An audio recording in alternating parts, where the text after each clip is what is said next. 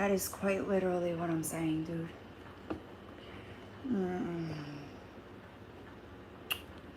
It's in my other phone. Benny.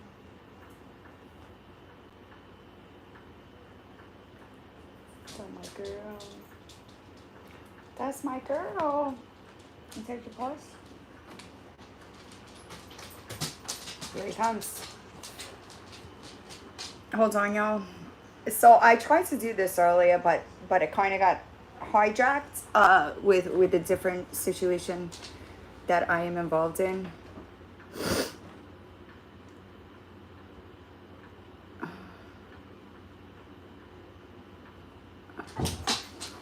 But I do want to address this, so I came back. Hey, Flyers, I'm not sure if this is one that you will care to watch. Maybe the ones before it. This one, I'm going to be more focused on an interview that was done about my boarding school. And of course, Charlie's going to harass Finn.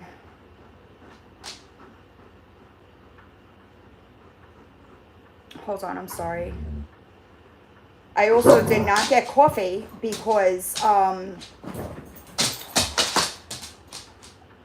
the fucking Wawa. Okay, so I addressed the Brit situation in the lives that I did earlier. This one I'm going to focus on, god damn it, on a interview that Hammer did. And just, I love Hammer. I don't want this to bring any bad attention to Hammer. Charlie.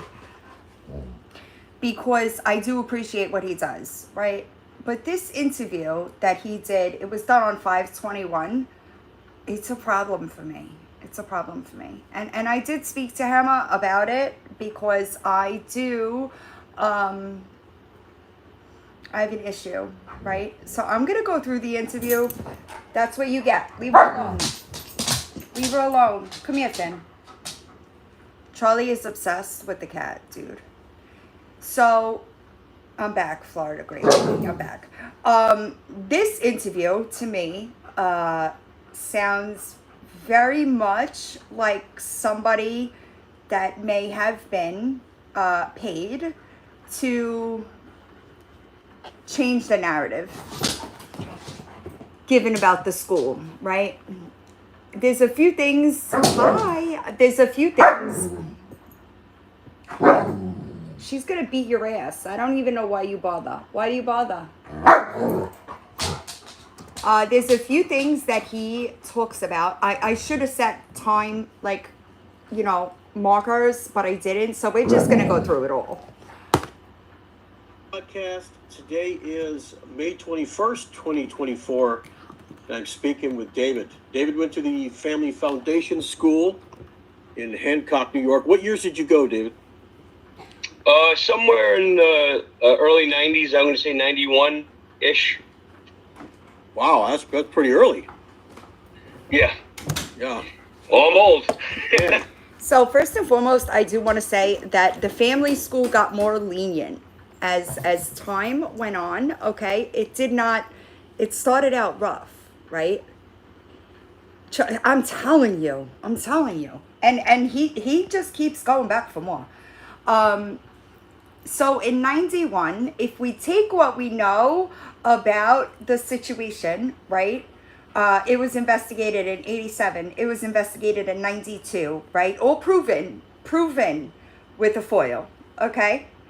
So we know that that's factual, okay? Now, let's continue.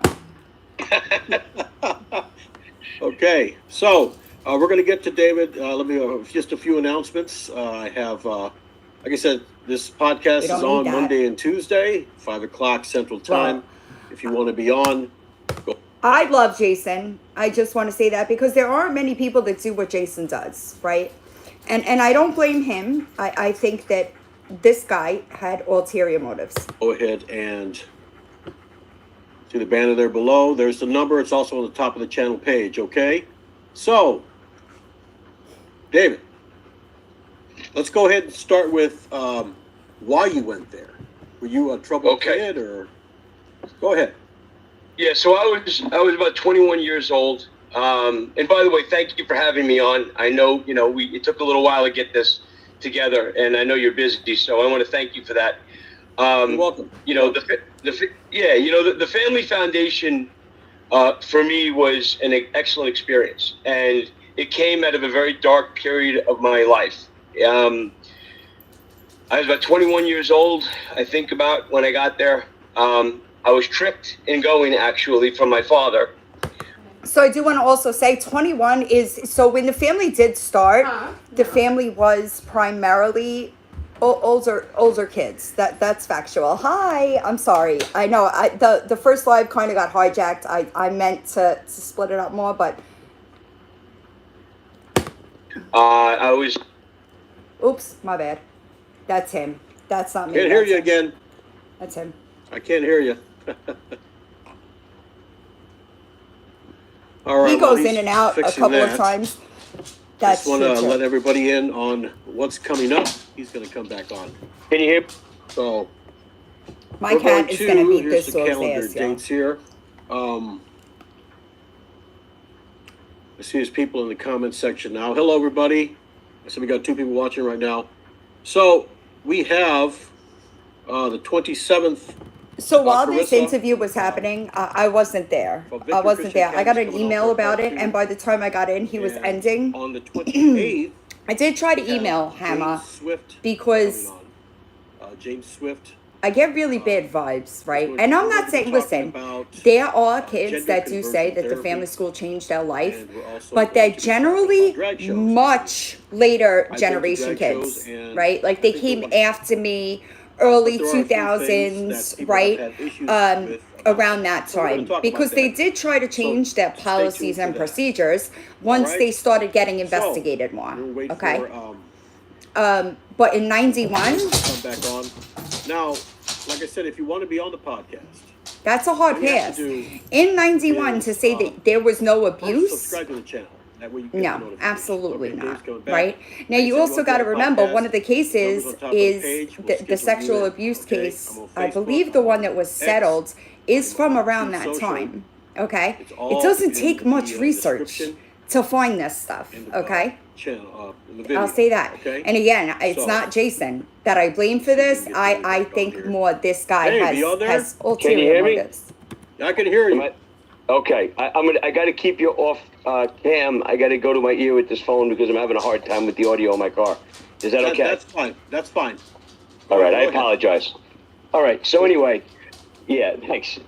So, leading up to going to the family, there was a lot of dark time in my life. I was embroiled in alcohol and drugs, and a lot of violence in the city streets and the boroughs.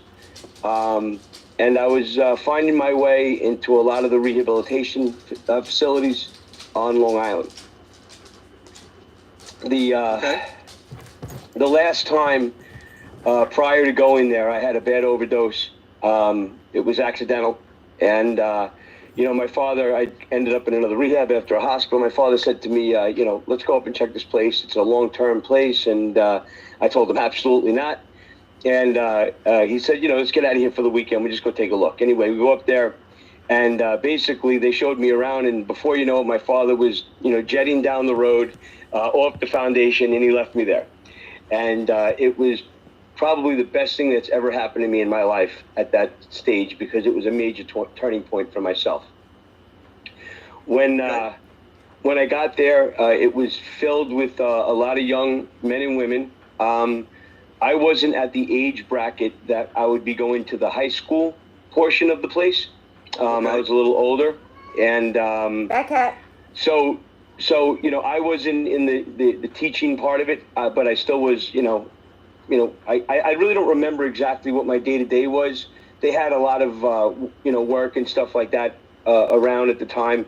But I do remember, the first morning after I'd gotten there, I'd woken up. I'd gone up to where the cafeteria was, and I was the first one up, and I was on the deck looking over the valley, and I just remember it was the first time that I could ever remember in my life that I didn't hear anything. There was no cars, no So I'm just curious. You know, a kid killed himself off that very balcony that you're talking about, right? Honking, no, just no noise. And I felt a sense of peace and a sense of acceptance of where my life was. As much as I didn't want to be there, I accepted the fact that I was there and I was going to give it a try. And, it wasn't easy. The place, it was comprised of probably at some points 100 kids and young men and women. Everybody had some type of a problem. I mean, that's why they're there. So, it wasn't always smooth sailing, but I don't know. I loved the place. It was wonderful to me. I found sobriety for the first time in my life. I found God in the place. I remember also in the very onset early, they had a chapel upstairs and they were doing some type of praying back and forth. So this is before the chapel was built, right? Back then it was, well, when I was there too, the new building had not been built yet, right? So they did like a chapel service on the 3rd floor. Lined up, and it was really, really weird to me. I never experienced anything like that. And it kind of set me back for a minute, and I started to know it was the Franciscan brothers that ran the chapel portion of the place, and I got very close to one of the brothers, and he was another cornerstone to the change in my life. His name is Father Anthony. I ended up becoming an altar boy, probably for like a year or whatever, but at 21 years. Did you know that Father Anthony is named in one of the sex abuse cases? Asking for a friend. Old, which was a little old for an altar boy, but for me, finding God, getting off the streets of New York, restarting my life in a totally different path is what I needed. I found a lot of sense of relief and enjoyment. I see you, my crazy. And that's the start of it. First of all, how long were you there? How many years? Almost 2 years. Almost 2 years. Yeah. Okay. What family were you in? What do you mean? So at the time when he was there, it was one big house. There couldn't have been 100 kids there at that point in time, because I was I was number 84 on the pop when I got there in '96. There was the time there was only one family. It was a family foundation. Oh. Okay. There was only one they didn't family. have family 1, 3, 6. They didn't have any of those. No. It was just one unit. Right. Okay. So that was before they broke up families. Correct. Okay. Yeah, because a lot of the people that come on that are from the family foundation school have been. They have like there's 10 families. He was also he was old. They didn't do that when I was there. Understood. They did it after me and before. Yes. All right. So this is basically a positive about this school. Now, which is fine. I mean, I haven't had anybody come on with a positive account of, which is good. He'll get there. You know what I mean? But like you said, you did have ups and downs, though. I mean, it wasn't all sunshine and puppy dogs. You know what I mean? Yeah. Well, I was there to change my behavior, and I don't want to dispute anybody else's claim to their experience in there. You and I had some discussions early on about, how I felt about some of the things I was hearing. Right. And I did a little bit of research since you and I spoke, and I know there were some legal issues and whatnot and some claims made. I have nothing to gain by coming on here at all. Now, if you would have done a little bit of research, you would have found on the unsilenced page is a FOIL, right? Multiple, different. The investigations are all listed, right? So you would have known, granted, like the court cases, you got to do a little bit more digging for, but that information is very, first Google search, right? In fact, probably, if anything, I'll become a target of some type.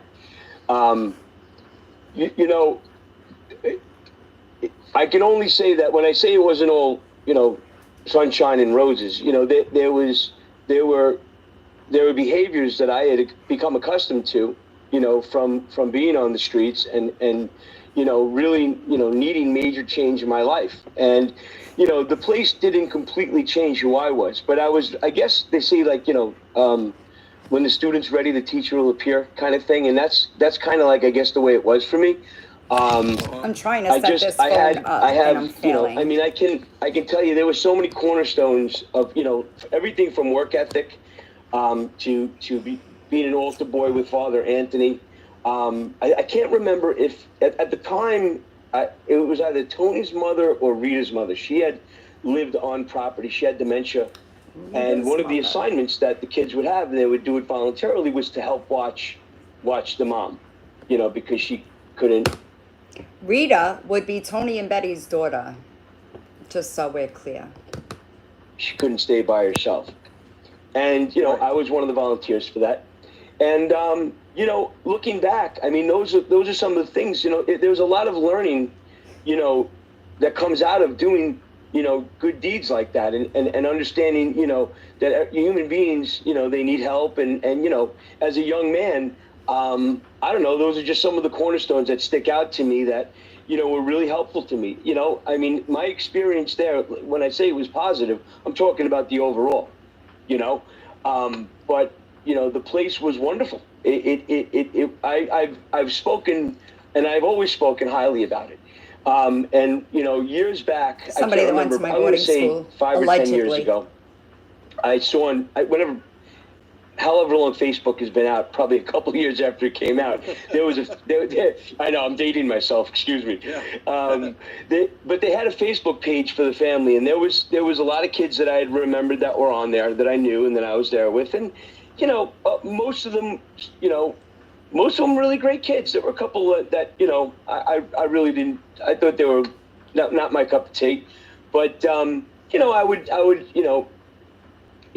occasionally, chat with and reminisce and things like that. And then, for whatever reason, I got off Facebook, or, time passes, and I lost track of some of those people. And in trying to find the people again, I found your podcast. That's how I found you.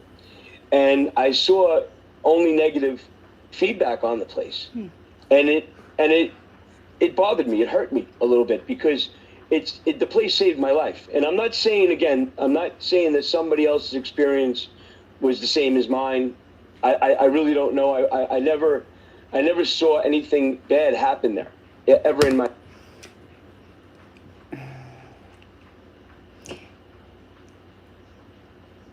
So, you never saw anything bad?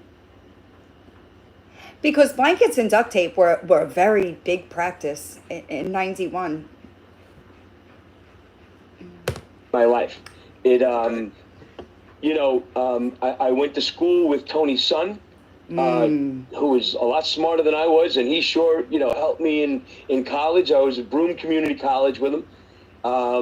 And I knew the family really well. And you don't know everything about everybody, but I certainly can give you, my experiences, and they were pretty intimate. I knew them really well. And I always, recollect good intent, good intention. It's the same thing. And everything, for the well-being and the benefit of the students that were there, and the people that were there. I don't doubt, David, that, Good there job, are some Jason. people out there who had a great experience there, or a positive, or, Where did I say an that? experience that, that was happy.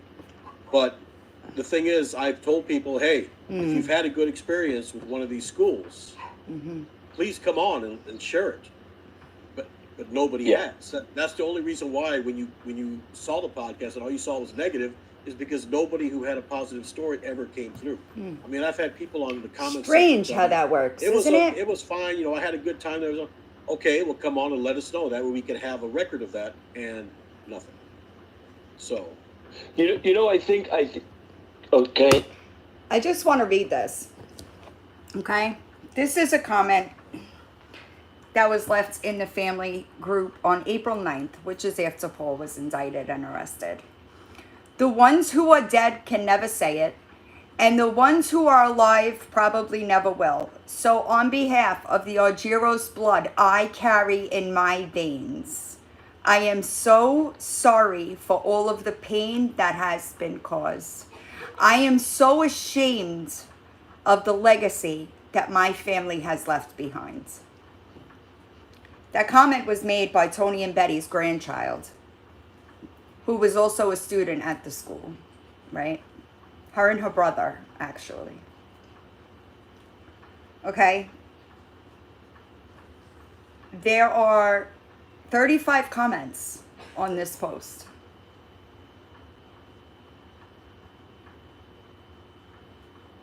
You were 12 when you started there.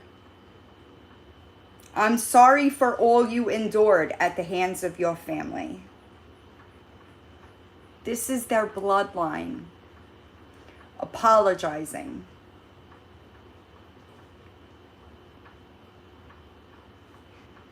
It's going to be a no for me, Doug. It's going to be a no for me. Can I interrupt? Sure. Go ahead. Yeah, I'm sorry. So I think, and I'm not going to mention names, but I did do some research prior to coming on your podcast. And, someone said to me, don't do it. They're going to come after you. Not you, but, like the Me Too movement or whoever, that, and it's not worth it. It's not worth it. And I think that in this day and age, a lot of people are afraid to speak up in situations like this out of fear of being attacked. Bullshit. Nobody's attacking you. I haven't seen a single student attack you. And I've also not talked to a single student that knows you either. So. And I get that, because people's occupations are on the line. And I think that in many instances, that's why people hesitate to do so. Me, I'm different. I've been self-employed for 31 years.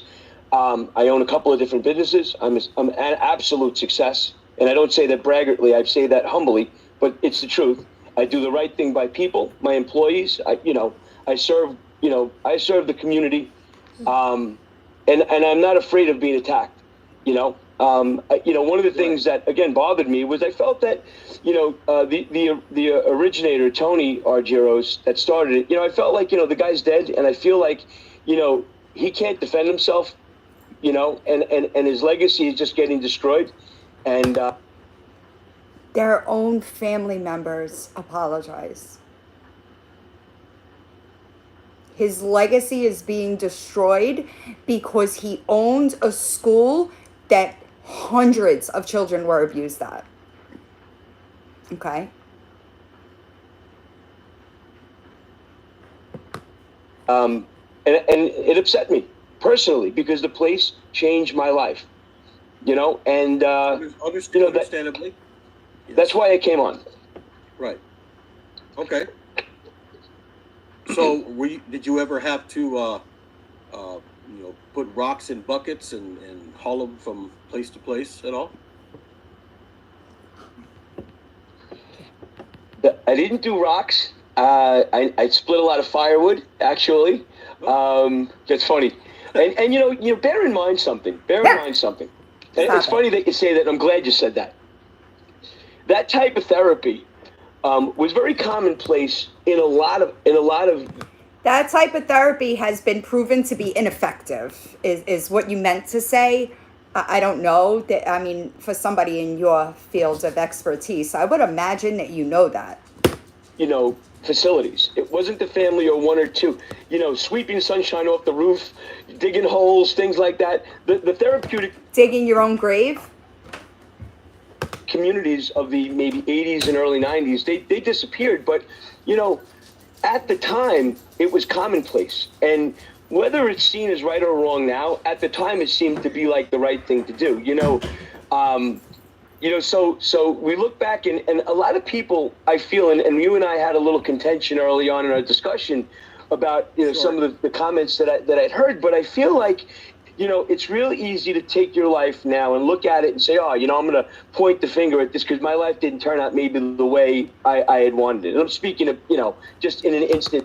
I just want to be clear. There are many successful students from the family, okay? I just want to make that clear. A lot of us have grown up and gotten better despite what they did, okay? This as an analogy. It's really Sure. easy to blame something, but at the time, you know, Trauma is the root cause of addiction, period. school, you know, that was commonplace. That was typical of a place like that. So it wasn't just there or maybe one or two other Doesn't make it fucking right, dude. It does not make it right. places. That was commonplace in many therapeutic communities. So, you know, what was normal therapy back then may not be now, but you really, you know, can you really blame somebody for not knowing different or following a typical type of method? If there was some type of accountability taken by the staff members that absolutely abused us, we wouldn't be here, okay? We wouldn't be here. But they continue to make comments in newspapers saying we should just move on. That, you know, was common at the time. You know, so I didn't do the rock thing. It's funny that you said that. I split a lot of firewood, and I'm going to tell you, splitting the firewood and being on the side of a mountain as a young man, that ended up being one of my main career. Not firewood, but in land clearing and tree company, and I've been doing that for 31 years. That's how I found your identity, because by there was the way. something about chainsaws and smelling fresh wood and being outside that it just attracted me to that. Now, I just want to go back to the narrative that, I forget, where did I read that?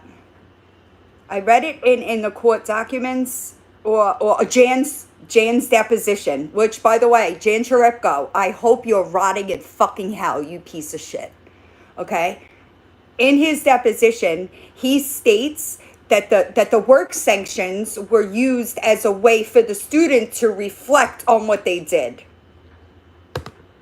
But, you know, there were things died like, over the weekend. You know, having to haul firewood, or not haul it up, but you'd have to walk uphill. So that's what they when say. They say, you know, I had to go to school, walk uphill in the snow. I literally had to do that because the boys' dorm was lower than the main house, and the main house was fueled with firewood. And at 3 a.m, if you had to fill that thing up in the middle of the winter, and you get up in there, and you wake up on time, and it taught me responsibility. It taught me accountability. Those lessons to me, as a grown man, were invaluable. And I think, in the balance of things, maybe buckets of rocks or whatever you're alluding to that maybe could be contentious in discussion.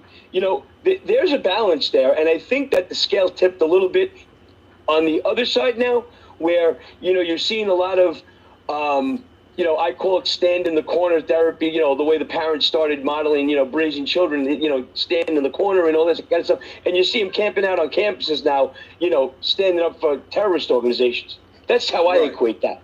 So I think that in there's a balance. Yeah. I don't mean to draw too far of a bridge. I hope you can follow me. Yes. Now, no. One of the people in the comment sections, Ivy Lynn, she said, Good job, what was your Ivy. housing situation during that time? Was it were you in trailers? And how was the Good food? for that. Great question. Oh, good stuff. I love it. Okay. The housing was, we lived underneath, I think it was Tony's mother lived upstairs. We lived in the basement or the That later became the home of a fucking pedophile. Okay? bottom dorm. It was loads of bunk beds. It was all boys, all guys. You could, I guess you could complain about it in one aspect. To me, I looked at it as learning how to bond. Coming from a crack. I just want to know if the children that were abused in that basement feel the way you do. I just want to know if the sexual assault victims, that only thing separating between them and a fucking pedophile was a door that he controlled. Epidemic and running the streets of Brooklyn and being wild and getting in all sorts of trouble and whatever, to going into a place like that and learning how to bond with other guys and getting along, because not everybody's personality lines up, and again, to me there was a positive value in communal living as a young man, looking back. The food, well, it depends on what particular time you're referring to. There were different people that would manage the kitchen. But at the time, there was a young man. His name was JP. He did have some trouble years later, I had heard, but I believe that he killed his brother, by the way. Also known for assaulting students that worked in the kitchen. he was a good kid at the time. He really was. And he had taken up cooking, and he actually learned to be a fantastic cook. And then killed his brother. But the food, I would say, on an overall, 1 being horrible, 10 being fantastic, I would have to say I'd give it a 6, if you want to, on the average. 6, maybe 7, all right? Now, going back to what you said earlier, you said something about people will come on here and say, hey, this place ruined my life, and I didn't make anything of myself and all that. Some people committed suicide. Some people became drug addicts. But there are some people who became professionals. They became successful in their lives. You know what I mean? Even though they had a horrible time there, they still basically said, you know what? You're the same when life gives you lemons. You know what I mean? So to make lemonade. Right, right. So they we succeeded in spite of them, not because of them. I'm gonna become the best I can be. So Yeah. A lot did, but some didn't. So just like I said, like you had said before, there's a lot of personalities. You know what I mean? Some people are stronger than others, mentally, physically. So it just depends. 100%. It does. It does. And I can't speak for anybody else. At the time, I had the tattoos, had the chip on my shoulder, but inside, I was lost. Inside, I was, I had very low self-esteem. My track record was terrible. We all put on our face, in public. But at the time, the truth of the matter is I was a lost puppy. And, up there... Now, just for shits and giggles, a lot of us went in like that. What do you think that level of trauma does to somebody that's already broken? Asking for a friend. I just, it wasn't a perfect thing, but, I can only say that I found God up there, to my understanding. I found work ethic up there. I found the humanity of a helpless old woman with dementia that we would help. Jesus, I can't remember, probably, 90% of the good things that if I had to guess, that's exactly where this is heading. I guess it would depend on what you would consider bad. If my behavior... I guess it matters what you would consider bad.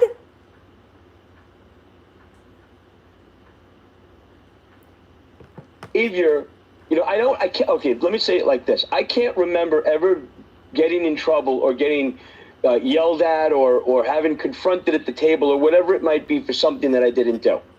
And I can't ever remember seeing anybody else, that happen to anybody else either. Now, with that being said, was Tony or Betty or anybody else, were they, perfect in the therapeutic sense? Did they have every answer to every problem? Did every problem get handled in the best course that I can, imagine? Probably not. There was, a lot of times, they shot off the hip, but, at the end of the day, the motive was to help kids. And, I can't remember one time. And let me just tell you something. I was a hard-headed kid. Me and Tony got into it. If anybody's on here right now that knew me from back then, I stood up at the table and fought with him like cats and dogs.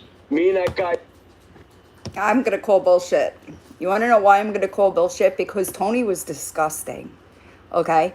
Tony was vile with the things that he would say to kids.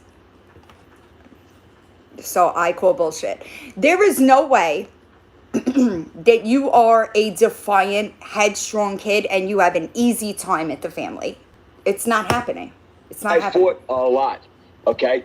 So it wasn't like, I was up there having a great time and, I was his little buddy all the time. We would get into it, okay? But at the end of the day, me and, he and I, Betty, Robin Ducey, she taught me music.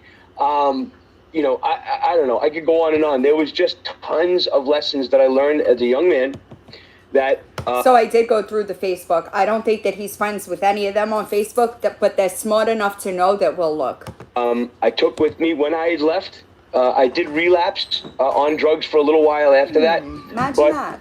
a lot of, and this is a very key element again for me too, a lot of what got me off of drugs again, or what got me to try sobriety again, was remembering how I felt while I was up there.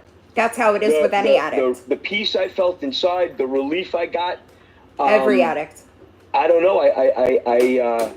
It was just a major cornerstone of my life that really was very helpful. Oh, yeah. I mean, You got to give me some questions, man. Dig in. Yeah,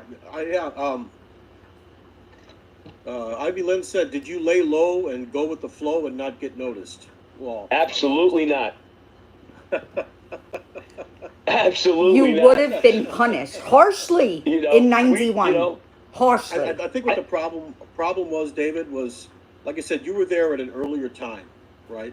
Right. And sometimes things evolve. Old people leave, new people come in. You know what I mean? And like I said, So I'm looking. I have my drop. I know that y'all might not know, but my Dropbox is a fucking treasure trove, right? So this is what year? I'm looking for a year on this. Let me go back. Hold on. Jointly. Wait, what? 2019. A Torch Child Victims Act was filed by blank, right? I'm trying to see what year he was a student because Father Anthony is absolutely fucking named in this, okay? The wrongful acts committed by Father Anthony as set forth above were committed in connection with his spiritual guidance of minors at the Family Foundation School. Okay, I'm just looking for a year, right? Because Father Anthony wasn't there when I was there. So give me a second. The failure of the Family Foundation School in Argyros to safeguard plaintiff from sexual abuse committed by the staff at the Family Foundation School proximately caused plaintiff to directly suffer severe physical harm and emotional distress. Based on the above, the family school and the Argyros, so there is there is a difference between, so originally, follow me for a second, originally it was the family school, right? Then it changed to the Family Foundation School. It stayed Family Foundation School until it became Allenwood Academy, right? But this, I'm trying to see. Based on the above, the family school and Argyros are jointly and severely liable to plaintiff for compensatory and punitive damage in an amount to be determined in trial as a result of the negligent infliction of emotional distress. I'm trying to find a date, but Father Anthony was there before me.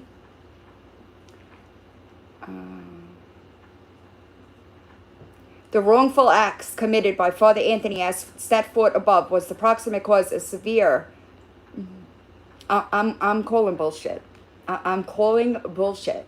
I am calling bullshit. I don't know why you did this interview, but I'll tell you right now, it ain't because you're on our side. That's a fact. That's a fact. I wish there was a student roster, but there's not. Hold on. What is the year?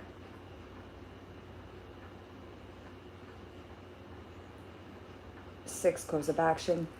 So I have every single document available for every single lawsuit that has ever been filed against the family. I just want to make that clear. I don't want to say the victim's name, but he was before me. Okay? He was before me. Hi, baby. Hold on.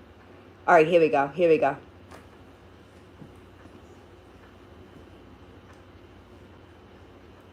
9 through 12.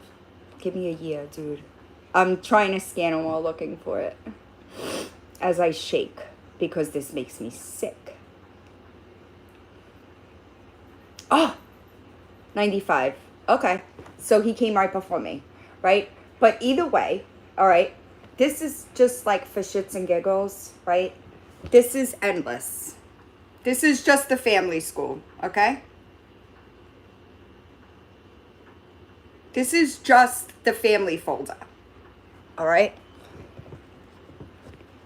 I have never seen anybody deny the way this guy does, right? Obviously, the staff will deny it, right? But a student to say these things, absolutely some fucking people not. had good intentions. Maybe the people that were there when you were there had great intentions to actually want to help these kids. But then Brainwashed. Further into the years, 2010, 2011.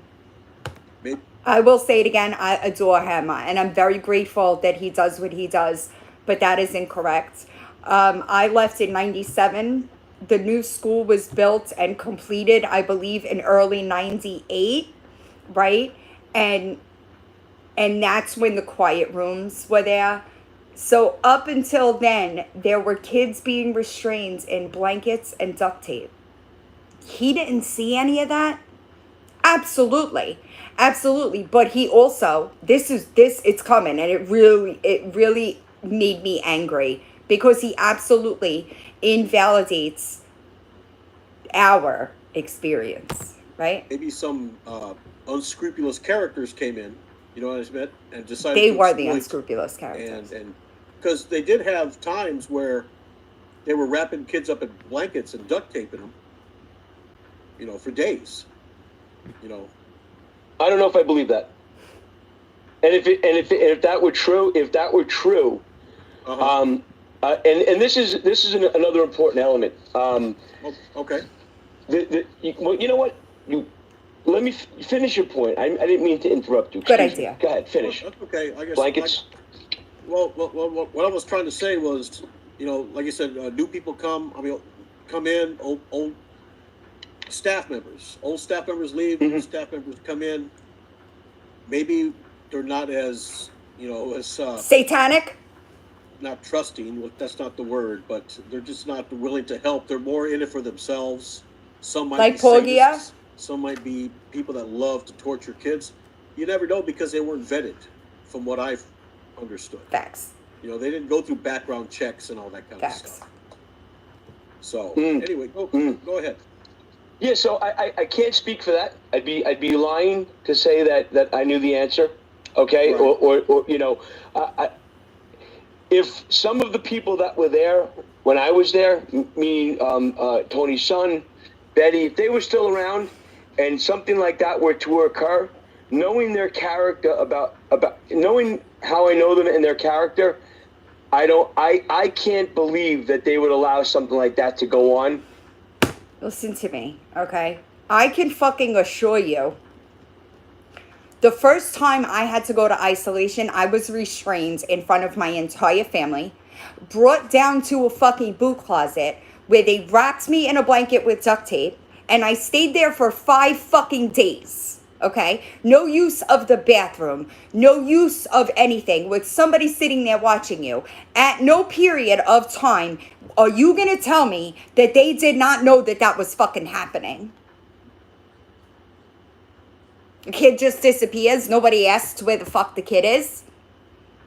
Get the fuck out of here. Absolutely not. Knowing about it. I've been in business for a very long time. I have a small business, but I've been in business, and it's very easy to define a business off of somebody's mistake or somebody else's bad intention or whatever it might be. It's like they say, it takes a lifetime to build a reputation and a career, and it takes 2 minutes to ruin it. And I feel like, except this wasn't 2 minutes, okay? There was fucking decades of child abuse, okay? Decades of child abuse, proven with the investigations, okay? Proven with the investigations that we can prove all said the same things. There is no fucking way that would have been a coordinated effort. There is no way that every student has the same stories. Whether they were the ones being restrained and put on sanctions or not, they fucking saw it. Okay? like, and I don't, I don't know all of the problems that had occurred there. I know there were lawsuits I heard, and there was some stuff that, like kind of similar to what you were just referring to. And if that actually happened to somebody, I'm sorry for them. And I wish them luck. But you're sitting here and you're telling us that you don't believe it happens.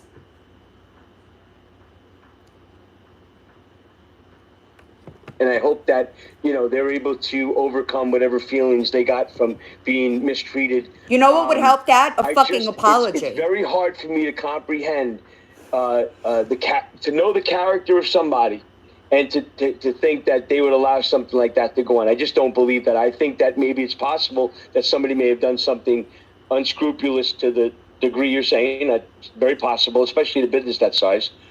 But I think it's very easy to blame the place as a whole, instead of putting the blame on the individual. Does that make sense? No, I put the blame on the fucking people that ran that place, that allowed what happened to happen. That's where I put the blame, okay?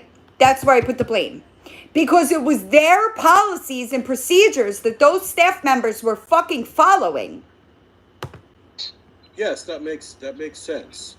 And like I said, maybe not everybody was. I know, like that's that. right. I mean, you like I said, when I was talking about old staff members and new staff, maybe some of the staff members that were there were under the under the hand of some of the old ones, and they taught them the how owners to do it correctly. The owners. There were some that came in that mainly wanted to exploit, and it happens. Like I said, we're human. We make mistakes. Sometimes we can be mean. Sometimes we can be nice. You know what I mean? I'm looking for something specific in Dropbox. That some of the stuff may have gone behind the scenes that that the owners and the head staff were not aware of. That's certainly possible. Did somebody get arrested? Was there criminal charges that were? There sure fucking was. And found to be true? I'm not sure. And I'm asking you. I'm not trying to put you on the. I'm asking the question. That's dangerous. Right. I don't know. I don't know. I know that it was under investigation. I know that he is currently sitting in a prison. What was the owner's name? I can't remember. No, Tony Algiers was the original owner. Right. I know that the person who owned it, Mike. I think it was either him or Mike, when he gave it to, also owns other businesses in Hancock as well. He sure does. And Tony did. I mean, no, Mike does. You have the. In fact, I had a lady from the newspaper there in that county call me up, and they're investigating this guy. So well, Tony's dead. So who you're referring to? Mike. It must have been his. You know exactly his who son. Whoever. His son. Okay. Yeah. So, but that's. Well, that's all I'll be honest with you. Mike was, and I believe I would find it extremely odd that he's anything other than a wonderful human being. That guy and I. Oh, looks like he cut out again. That's okay. He'll come back. Stop at a different wall for me on your way back? Like I said, just let me know which one. Just tell me when to order. Thank you. So let me. I know that it's really. I think that most of you have a general idea of the school and how things went, right? Let me. You know what? I'm going to read this, okay? And I'm only going to read this because this is from a staff member, okay? So maybe...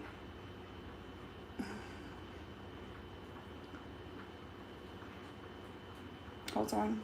Let me save it to my phone because it's easier to go through a screen recording that way. Give me a second, y'all. I'm sorry. I know that's right. It's hot in this house. All right, y'all. I was digging through Dropbox for the original investigation documents. Oh, shit. Way to go. Come on. I'm sorry. Just bear with me a second. All right. Ready?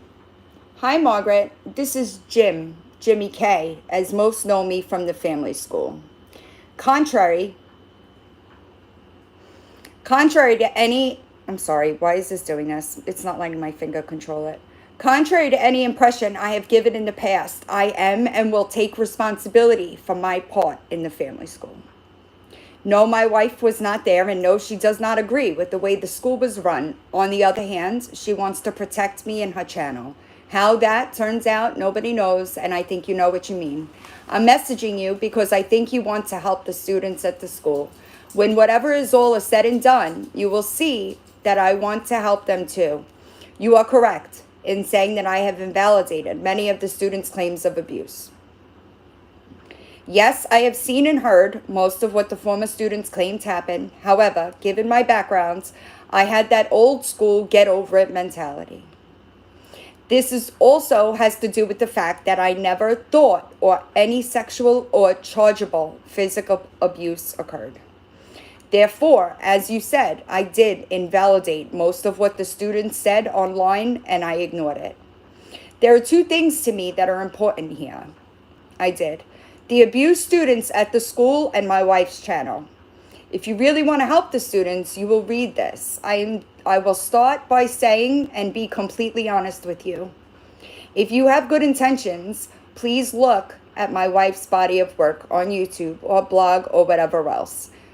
Irrelevant. She sees some yes, there is some goofy drama. Yes, she puts her dukes up sometimes. Yes, she's gone back and forth with the wrong people, but her body of work can be seen, and for the most part, it is benign. However, there are other channels. It's ridiculous. I don't really care about any of that, to be honest. Nothing came out of it. Also in 2022, they knew I worked at the school and did everything they could to connect me to the sexual abuse allegations. That is how the people in your chat know about the school. Back, kitty. What's the matter? What was that? You okay? None of the real students have spoken to them until me, right?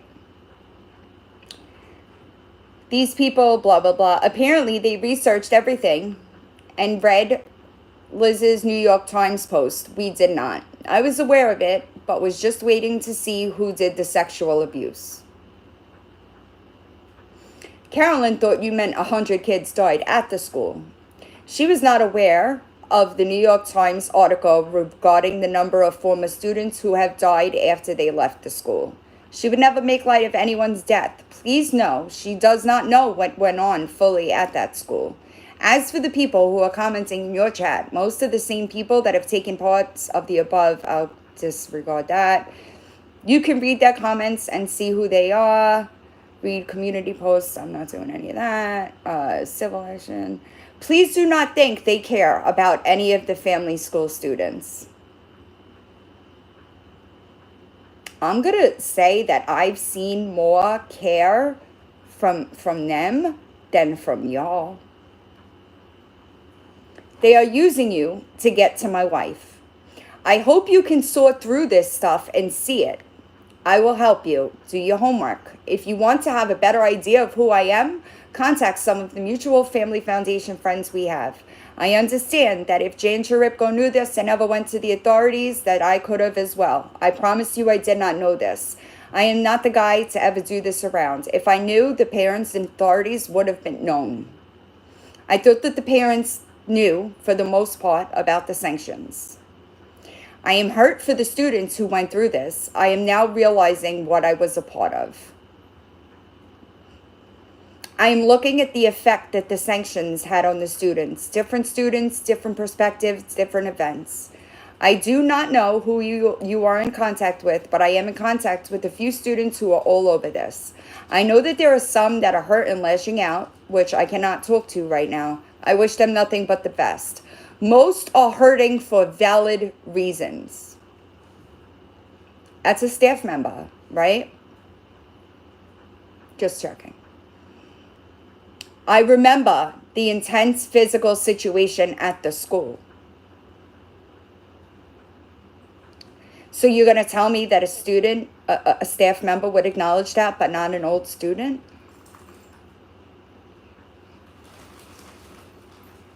I'm gonna disagree there, right? I'm gonna disagree there.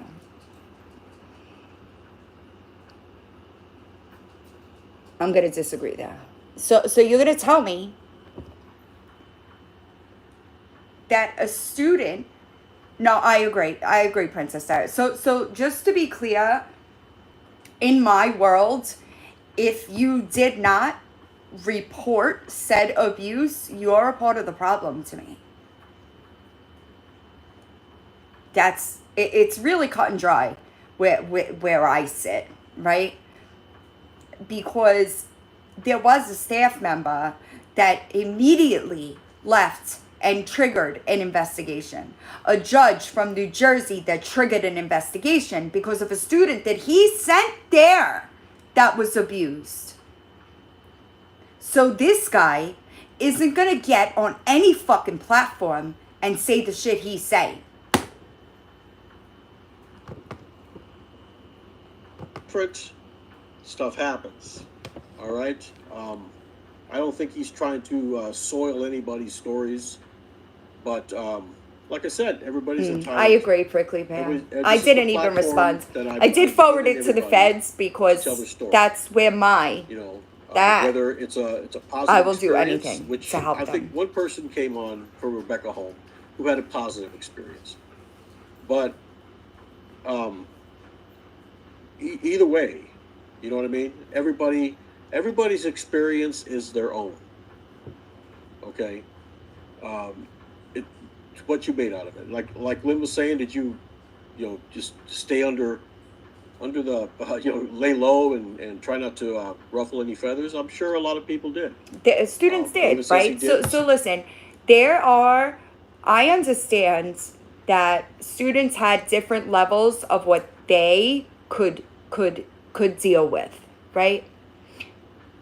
There were absolutely students that tried to play the game because they were afraid of the repercussions, right? I don't fault those students for that. They did what they could live with, right? And those students suffer a tremendous amount of guilt, okay? And he learned a lot from it. So I understand totally. Let's see what happened here. See if he's going to come back on. He was sitting in his car, so you may have the cell coverage might be a little different here. Let's see here. All right. Ivy Lynn, he's not let's see here, but he is not disrespectful. Oh, here he comes. Me there? All right. Yep. Are you going to turn your camera off? Sorry about that. That's all right. Are you going to turn your camera off, or you want to? I'm good now. It's on speaker, so I can. Okay. It's working. Thank God. Okay. Anyway, where did I leave off? Forgive me. That's all right. Here's I don't know if this is a question, more of a statement. I see you're the only one in the chat, so okay. Disrespectful of victims nor disrespectful of the other legit issues, so I want to hear all the experiences. That's like I said, the platform that I have here, David, is for both good and bad. You know what I mean? I'm not going to I hate this guy's face. Say that your experience is not worth as much as the people with the bad experience. You know what I mean? That's not what I do here. Mm-hmm. You know what I mean? I respect your This is 98. Your story as far as what you went through and how you experienced that school. You know what I mean? C&D. I don't have any contempt. Like I said, everybody's experience is different. Now, what we were talking about was August 4th, 1990, a cease and desist order is issued to the Family Foundation School. You were there in 91? Interesting. I find that interesting. This is 98. I got to individually go through them, so it's a pain in the ass. Tony's son, and like I said, now that all these stories are coming out, the newspaper in that county is investigating him and his other businesses. Oh, yeah. So And like you said, Indeed. you know, you said that he's been nothing but nice. He's a nice guy. You know what I mean? And that's where we. Mike's that's where character we, was impeccable right. And that's where you cut off. from my experience at the time. Right. Okay. But what I'm saying is, Okay. when you said that, that's when you. Listen to me. Listen to me very carefully. Nobody would say that Mike's character was impeccable. Because even if you were a student that did not suffer severe psychological abuse, you still knew that Mike was a piece of shit, right? Because in reality, it all liability, right, would fall on the owners, right? Dropped out. Nobody would say So I'm that. just kind of Nobody would say bringing us that. back to where we were. So, Okay. yeah. Yeah, forgive me. Oh, You know, that's working off fine. this phone can be tricky. So, 1990s. go ahead. What's the date I'm on sorry? this? You want to go or you want me to go? Go ahead. Go ahead. Did I lose you? No, I'm No, still I here. said, are you finished or you want me to go? I'm finished. Go ahead and go ahead Oh, and go. okay. Yeah. So you know, I just in reference to Mike Argyros, you know, oh God, Stan. 90s. Oh, 1990s. can you hear me? Yes, I can hear you. Dear God. So Mike Argyros, you know, I just, you know, my experiences with Mike, he was. I'm sorry. I didn't I say want to anything. hit Go this ahead. guy in his Do I got you? face. Yes. Okay. So, no, his character and experience, my experiences with him were impeccable. I just, you know, he was very, very good to me. He was good to everybody that he had dealt with. I can't remember one off-putting experience with the man. So, you know, that was my experience with him. I'm sorry. I don't, you know, that really in a nutshell, you know, he and I had gone to college for about a year and a half together. So I knew him pretty intimately. You know, I knew the guy well. Okay. So, do you still talk to him to this day? Good question, Jason. Infrequently, you know, probably once a year, twice a year. I'll go up there. I was looking at property up there about 2 years ago, and I had passed through, and I'd stop and I'd ran into Betty for a little while. We had a cup of coffee and a little conversation. Mike was at work, but you know, we reminisced for a little bit, and I knew the place had shut down. You know, I didn't know why. Oh, he doesn't know Obviously, why. there was, you know, good reason, but oh, you there know, was good it reason? said me, and you know, one of the issues I guess that bothers me personally also is that there aren't places, you know, it's very, not that there aren't any, but it's very hard to find places that are like that for adolescents that are struggling, be it behavior, drug addiction or alcoholism, self-harm, you know. So this is the thing, right? The way that the school was structured, right, is there was staff, right? Senior staff, supportive staff, teachers, shit like that. Under that, there were students that were considered senior members that were just like staff, okay? There were students that took part in the abuse, okay? The verbal abuse. When we were restrained, it was students that were doing restraining, right? So this guy didn't see any of that? Absolutely fucking not. Absolutely fucking not. All the multiple types of isms or obsessions that teens struggle with, and it, you know, I just, it saddens me. I actually recently had a situation where a friend of mine's son, who was 17 years old, was trying to, you know, find a place that was after rehab kind of a situation that had heavy oversight where they could live full time because he just simply couldn't make it at home. And I just, you know, I thought that place was fantastic, and you know, they're just very hard to find. You know. Do you think that a person that has any type of addiction, whether a drug addiction or anything like that, would be better off Oh, at I know. let's say a rehab facility other than a boarding school. You know what I mean? What do you think? Right.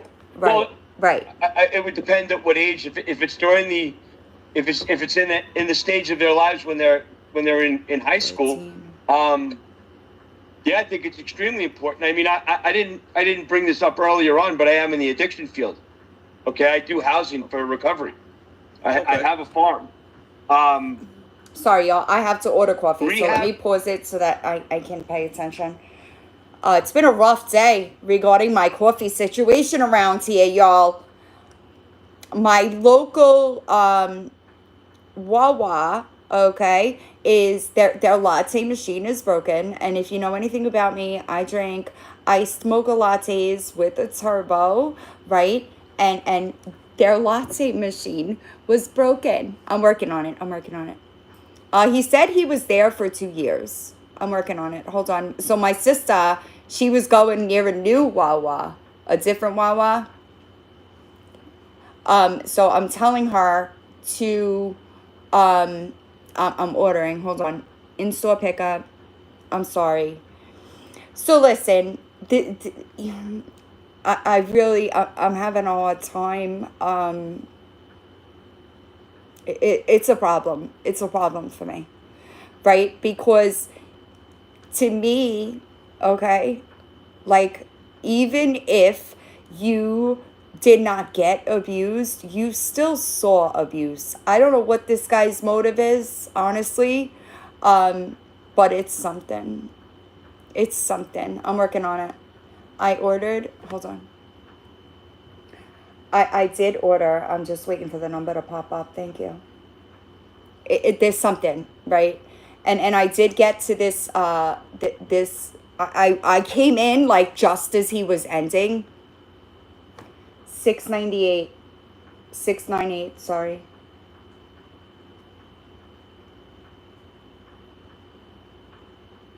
Hold on, y'all. I apologize. Thank you, Tammy. I'm live. I can't talk. I'm trying to find, so the foil that I have, it has a bunch of any cop calls that were called to the Wawa is life. I'm fucking telling you. Even where I live in Florida, there's a Wawa. Takes a lot of credit. I'm trying to 30 find days those and, in my Dropbox. Person goes in, comes out. They have like a refresh and a reset. But you know, it's the next year and a half, where you learn to adapt your life to a new way of living. Okay, so first of all, let me promise you that the first, I'm gonna say 4 or 5 years when I got out of the family, I didn't know you had to. First of all, you're so removed from society at all, so it's culture shock, right? Never mind process what you just went through, right? Because even if you had the easiest time there, you still witnessed what was going on around you. Okay? Hey, Jackie. Thank you, Meredith. Amen. Exactly. All the challenges that pop up Ooh. along the road of changing your life over. And if you're an adolescent and every time you go home, let's say, you know, for example, the young man I was referring to who had been to multiple rehabs in the last time, especially with the fentanyl epidemic, because I have a lot of mask cards.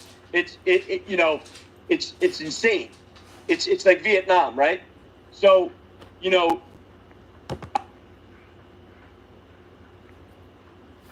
what does he call almost 140 students dead from our student population? Because if he thinks that's bad, and don't get me wrong, I'm not saying that the fentanyl crisis is not a fentanyl crisis, but the ratio is way higher if you were a student at that fucking school. Okay? Just throwing that out there. I think it's extremely critical that there are places, for Non-abusive adolescents, ones. teens, and adults to be able to go to after rehab, to where their time and accountability has to be watched. In the place that I deal with, we have privacy disclosures. Now, I don't handle teens, but we have privacy disclosures signed, so we're able to have discussions with the court systems. Just like asking for a friend. Do you have like contracts that the people have to sign so that you can restrain their child and then charge them $150 a night if somebody has to stay with their child while they're being restrained? Do you have that? I'm just wondering. You know? Questions. And the outpatients. And the reason for that is because in many instances, the clients play the good cop, bad cop, or the parent on each other kind of thing as an analogy.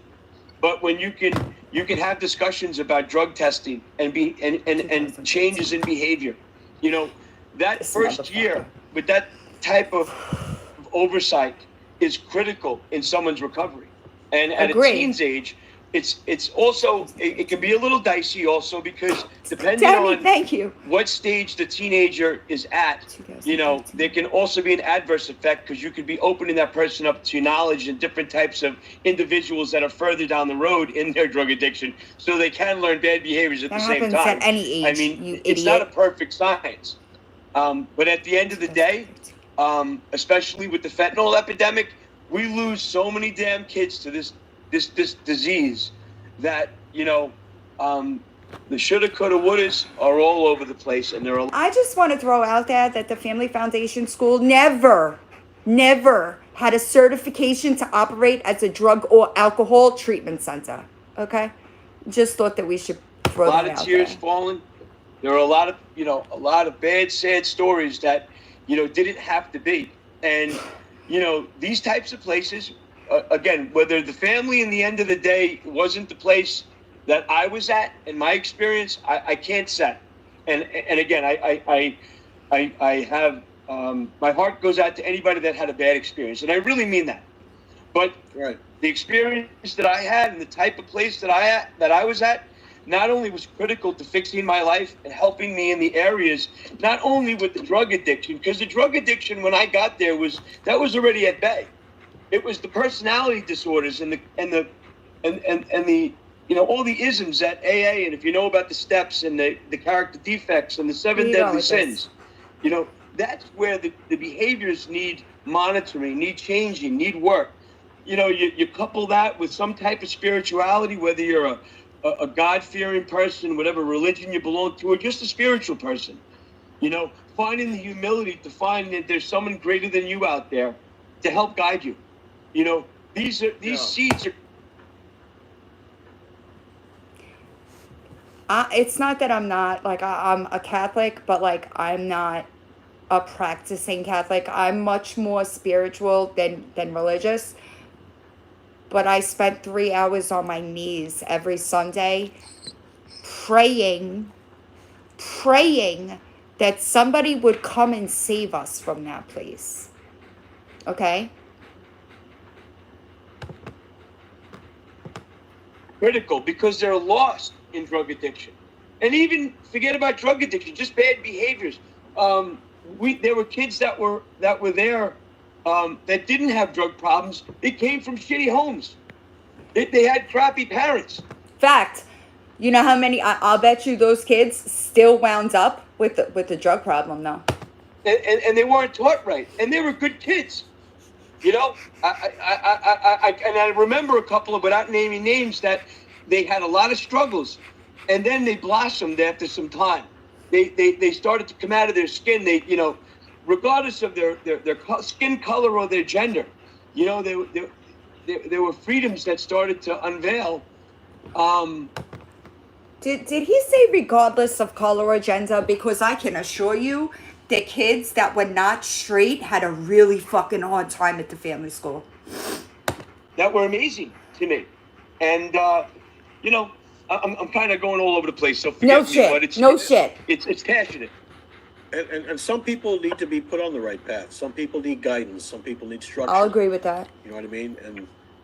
And yes, whichever home you go to or 2007. school or center, they need to provide that. You know what I mean? And each one is custom Me too, to that Prickly. particular person. You know what I mean? It's tailored. I mean, I don't think there's one size fits all, There's not. because you know, There's not. fentanyl addiction is different from heroin addiction. It's different from alcohol addiction. It's, you know, that kind of thing. Okay, well, that's a good point. So, you know, it is true that 2006. alcohol, cocaine, fentanyl, you know, inappropriate promiscuity, self-harm, eating disorders, that, they're all Art? different. But Right. where do they all stem from? They all stem from typically low self-esteem. Trauma. And why is there low self-esteem? And what Trauma. behaviors manifest from the low self-esteem and continue that vicious cycle Trauma. of low self-esteem? And that's Not where adding on to the trauma. there isn't one size fits all necessarily. And I'm not, you know, the all-knowing guy, but I have a Clearly. good hand on it, I feel, and I have some points of view I think that are valid. It's not that there's necessarily one size fits all, but there is a common thread that runs through all of us. Makes me sick. You know, especially the It ones makes me that sick. struggle. And, you know, The ones that struggle for kill me, themselves, dude. you know, finding God, understanding the 7 deadly sins, and I don't want to sound like a Bible thumper because I'm not, all right? But Okay. the essence of the spiritual part of it, Oh, come me on. and you having disagreements early on, but say, you know what?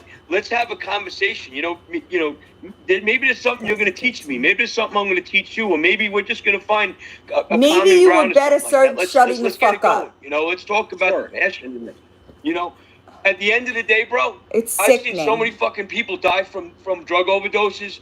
I mean, I've watched women. Not the eating disorders more seems to be common with women, but I've seen them starve themselves damn near to death. I mean, you know, and over and over and over. You know, they go to their specific hospital, they get back on their nutrition program, they put the weight back on, and then I start hearing about the bulimia and the throwing up at night, and I start getting information about that. And Thank you. So listen to me, y'all. Y'all might not know this, but a lot of times, as far as eating disorders go, women, girls develop eating disorders when they're young, because of some type of sexual abuse. Okay? They develop eating disorders to make themselves different reasons, right? But trauma, healing trauma, okay, is the way to heal that, right? Adding on more trauma is never a good thing, right? And that's what this place did. you know, start having those conversations and try to get the outpatients to be aware of it. You know, at the end of the day, man, it's really an insane cycle. And, you know, I just, you know, the family specifically was a great experience in my life. I carried that torch a little bit in some degree in what I do. You know, my company for tree cutting and land clearing and land preservation, that was something I had started after the family, obviously. What year is this? But I like I said, I had gotten into that field because of the family, believe it or not, as crazy as that might sound. And after some I hate this guy's face, 10, y'all. 12 years, I got married and divorced I hate pretty his quickly. face. And I had to start a why. retirement for myself. And I thought to myself, let me try and do this and at the same time 1990. help people. Bang. And that grew into something really special. Give me the And, report. You know, Bang. did I do it perfect? Absolutely not. Did I make tons of mistakes? Joe, you bet. You know, Everybody does. But I found it. And you know, when you're dealing I'll with go people, over it and when you're I'm done dealing with supervising him. people in communal situations, you know, mistakes can be amplified for sure. But at the end of the day, trying to maintain humility, trying to listen to the fellow person and their cries and their struggles. That's not what I'm saying. right? So there are certainly different reasons why people used drugs, right? I'm not saying that at all. I'm specifically discussing this situation, right? Um, I found the FOIA that I was looking for. So let's and and finish up and here. and you know, kind of, you know, in early recovery, and I say this jokingly, but I kind of mean it. 90% of the time their lips are moving, they're lying to you. Um, Sounds like a politician. well, that would be 95%. But Facts. trying to weave through that and listen to the message and see what's needed, and again, there's no perfect science to it. It's a human being to another human being. We do the best we can, and it's the love of fellow mankind. So to a point, he is correct in what he's saying. The opposite of addiction tends to be connection, right? I could fucking promise you that is not what we felt at that school, okay? Right. So There's somebody in the chat goes by Ethel Burks. I know it's from the Honeymooners. I love the honeymooners. It can core apple. She says, do you feel that these types of schools should be regulated or have oversight? Absolutely. In other words, I think, do you think maybe we wouldn't have all these horror stories about places like this if they didn't have some type of regulation? Facts. Or even a psychiatrist or a psychologist, on the payroll? That's To facts. make sure that these kids They need oversight. Looked at. Yeah, I mean, but that's a double-edged sword too, right? So, I guess depends what state you're in, because sometimes the regulations that state. I'll give you an example. So in New York, let's just start with the premise that yes, there should be some oversight. Oh, There should thank be you. always be transparency and accountability in every level of business, right? Right. In outpatient So wait a second. He believes that there should be accountability.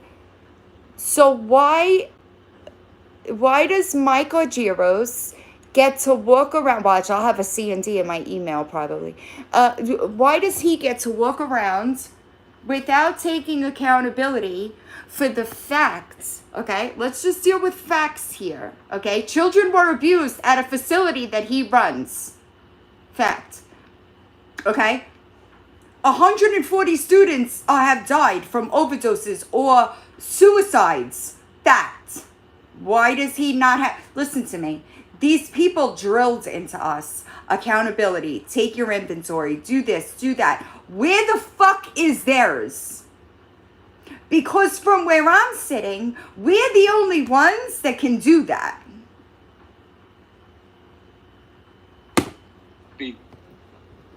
I feel that it's very counterproductive to put men and women in the same therapeutic room together in early recovery. Why? Because everybody's That self-esteem sounds predatory. in a common Just saying. sense is very low. I'm just saying. The guys are looking to impress. The girls are, and this is a lot of time. This is the average, though. And everybody's pouring their emotions out.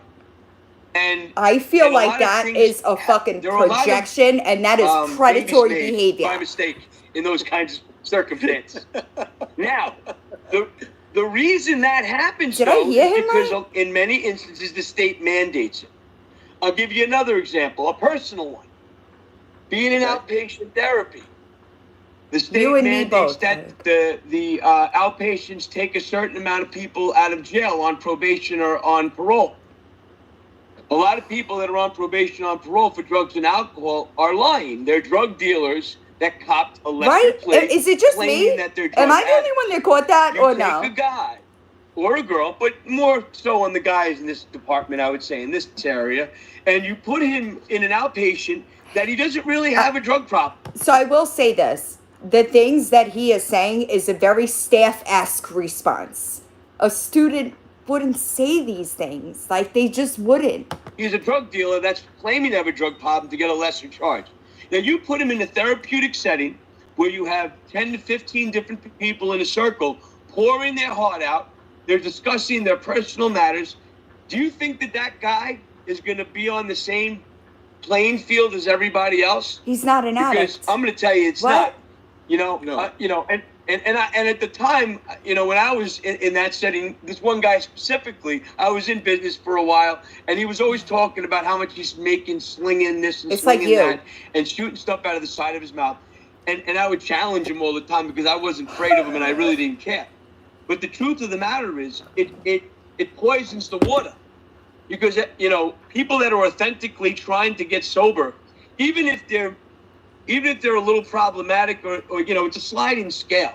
I'm You know, problematic. You take somebody that has no desire to be sober and is there on bullshit, Both. fictitious reason to get out of a charge, you know, because the state mandates it, it kind of poisons the well in that one. So I don't mean to overdo it with it, but I'm What trying the to give fuck some does it have to explanations do on with the why Family I'm saying Foundation what I school? am and where it comes from.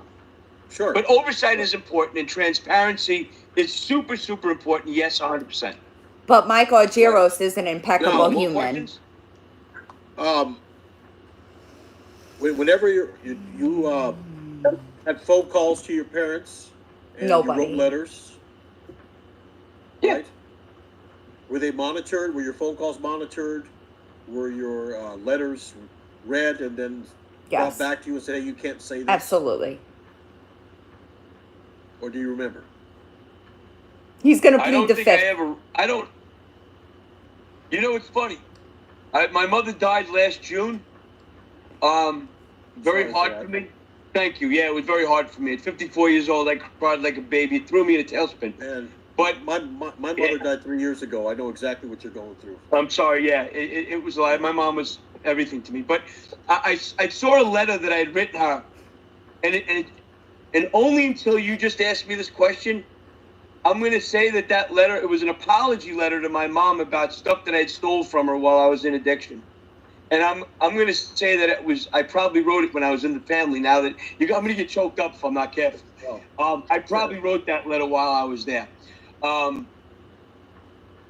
I don't mean to I'm not trying to deliberately turn everything into rainbows and sunshine. So I'm not doing that deliberately, just so you know.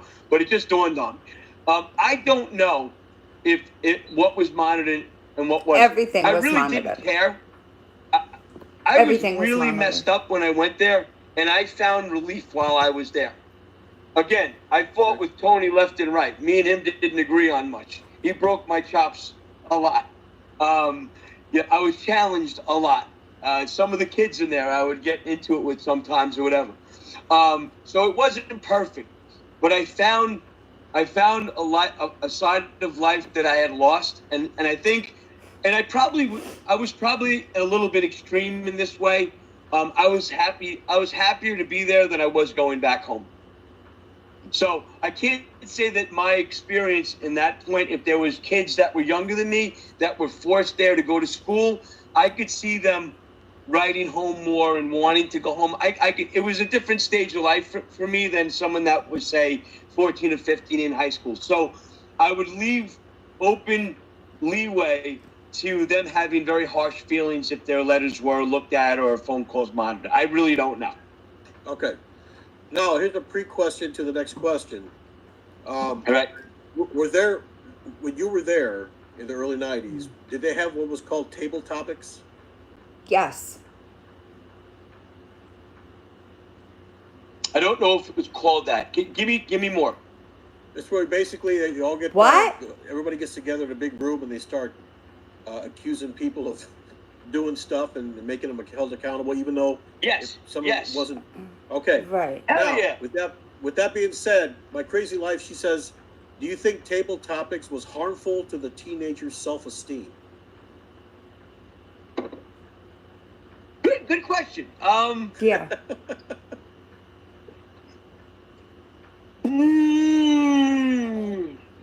No, I don't. No? And I'll tell you why. I'll Okay. tell you why. The people that would go there, They had major behavior problems. Not They all needed of to be us. held accountable. And a lot of times, and Tony was not a perfect man. So At all. let's just go on the. Tony was an Let's ex-pimp. go. Let's okay? take a little step back. Tony was a guy in AA that came Hardcore. from the city, moved up there, and started taking kids in, and the business developed on. I don't know exactly how it came to what it was, but it's not like he was some trained, Harvard freaking psychologist, No, but I'm pretty sure we So all the know table how the family topic became the thing family. and he would because run of it a Rita. lot.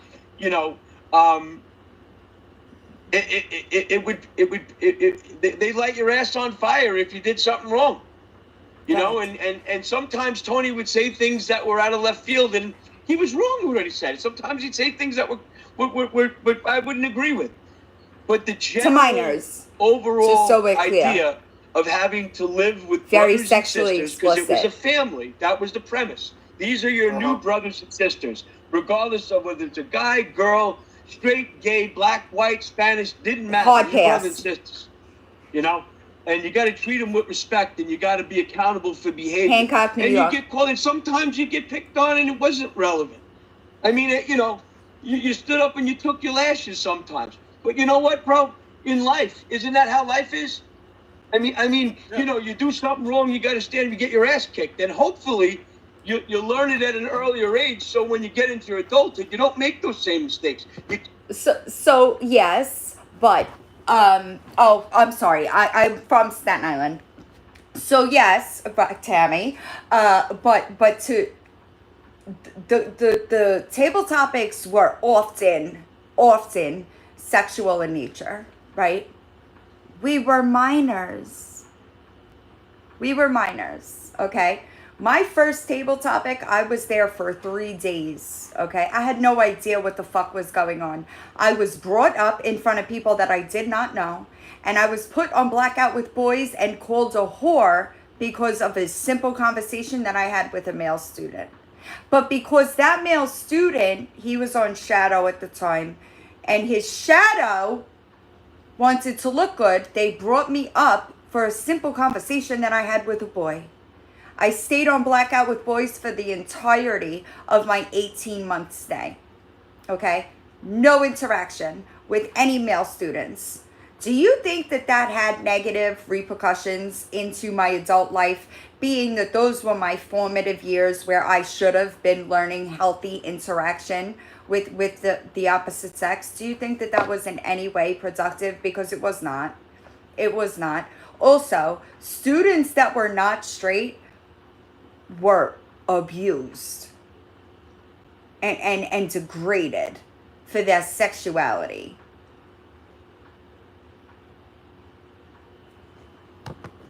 Carry so was it did it beat up their self-esteem a little bit? Yes. Maybe a little bit, but there were so many positive elements for it to recover from that. It wasn't like I cannot remember anybody getting beat down and held down, and if anybody was picked on, it was addressed. I think maybe sometimes it was meant to Thank you for embarrass some people. Yeah, they embarrassed me too. So what? And okay, fair enough. So what? You got embarrassed.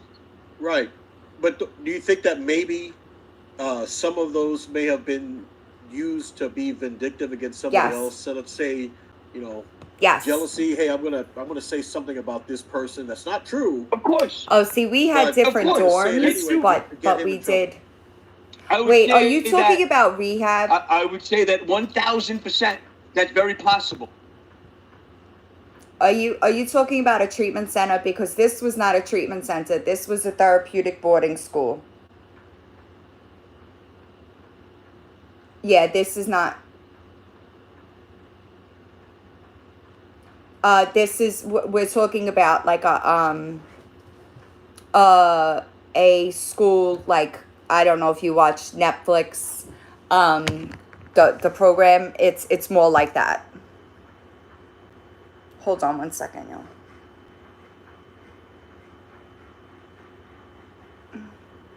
So it is different. We did dorm separately, obviously, Right, supposed. Thank you, Meredith, for correcting that. Probably happened to me.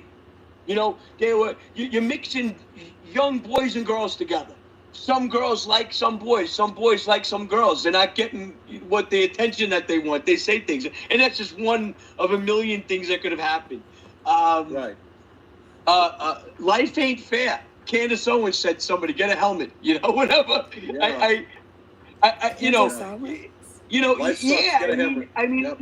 it's not a perfect sauce. You know, it's not a perfect recipe. Did it always work? Did somebody get the short end of the stick? I did a couple of times, sure, but that part of it didn't. That doesn't stick out in my mind. And let me tell you something, and I really mean this. I was the one that was standing up most of the time. I'm the one that would get into it with Tony so many times. You know, it was the same way And you never, hold on. I'm failing to see, you would get into it with Tony all the time, and you never got punished for that? Tony was a short and very stocky, very aggressive man. Tony one time screamed in my face, calling me a whore, told me that I would have to rely on my body to survive, would discuss his sex life with his wife at a table full of minor children. Okay? That's appropriate to you? I'm about this with getting on your show, you know, and saying the good, the bad, and the indifferent is the same way I was as a kid, you know. The things that stick out in my mind were, you know, I'm sorry, but they were just. I remember the plays. They used to put on plays and little concerts where the kids would, you know. God, it doesn't. The stories were wild, but. I mean, so those plays is what was used as what is called deceptive marketing to hook our parents into sending us to this place where they would bleed their fucking bank accounts and we were being abused. You take look. So there was a girl. I'll never forget. They had the play. They had like a riser stage. It was about a foot and a half high, maybe 18 inches high. They had this play going on, and all the characters are doing their thing. And we had this big, very tall Spanish girl by the name of Michelle. I forget her last name. Sweet girl, real city girl, real tough girl. And you know, now she's doing plays, and she was like Cinderella or whatever character she was. And I remember the backdrop was like a curtain, and her chair was too close to the edge of the stage, and she must have moved a little. The chair legs got off the back of the stage. She literally looked like it looked like she got sucked out of the play. She just literally disappeared, and the whole place was silent, and then erupted into laughter. You know, she got back on stage, and it was the funniest thing, and it's a stupid thing, maybe, and a very small thing to bring up, but to me, it was more about the brother and sisterhood, the cohesiveness of learning to get along with people you may not like, you may disagree with, getting through times where maybe kids do lie about you. They act like assholes for motives that weren't right. But I never seen the staff do something like that, you know, and it was controlled, I guess, as best as possible. No one has a crystal ball. They don't always know when somebody's lying. And sometimes, like I said, someone gets the shorter end of the stick. Yeah, like you said, KSO, life sucks, get a helmet, you know. That's true. Sometimes, yeah. Right. Good job, Ethel. All right. Well, David, it's been really good talking to you. I mean, I know we had our little bit of a contention there on the phone, but this has been great, man. You know, I mean, like I said, kind of, I think of it more of like a breath of fresh air when I have if it was truth, opinion or differences when it comes to allegedly. I mean, like I said, that doesn't mean that I take theirs over yours. You know what I mean? Everybody's equal here in this this So Ethel, channel. he basically. absolutely Um, had to. but- If he was a student, he witnessed trauma. To There was me, no. um, The place wasn't there's a lot of, designed like that. You knew. red You flags. knew. Being that I was at, Period. I wasn't There's actually no. in it, but I was There's near no way. a boarding school. Went to school next to it at this farm. But they always have certain red flags. They're way out of town, out in the middle of nowhere. You know what I mean? A lot of them are not certified to Fact. teach. They're not counselors. They're just basically friends of friends that were hired by the Fact. staff. You know what I mean? Things He like was that. also there before And Paul I think was there. when they start doing that, I mean, like I said, He had you Robin, probably had but good not Paul. intentions at the start when you were there. But as time went on, it probably kind of laxed a little bit, and it basically made people say, We're gonna maybe go I can over get away it with once this he and ends. this, you know what I mean? So, but like I said, that's just my opinion. And I think it's valid. And to your point earlier on about, why aren't more people coming on and saying positive things? I think it's out of fear, bro. I think, to me, you come, not you, but whoever, wants to start throwing shade at my company or something like that because I said something they didn't like, I could care less. It ain't affected me. Who has ever done that? So I'm not afraid to go on. I've taken on towns. I'm on the board of directors. I'm the vice president of the Civic Association near my farm.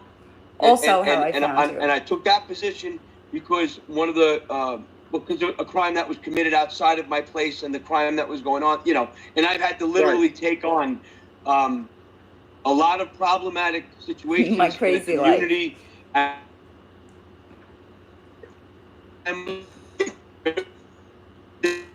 Oh, you're breaking up. So anyway, let's talk with some truths, shall we? I wish that this phone. Can you hear me if I do this? Can you hear me? Or is it like muffled?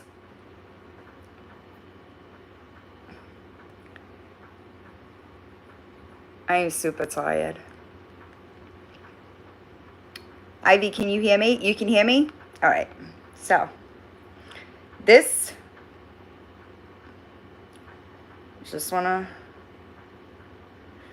this is an investigation report, okay? Shit, sorry.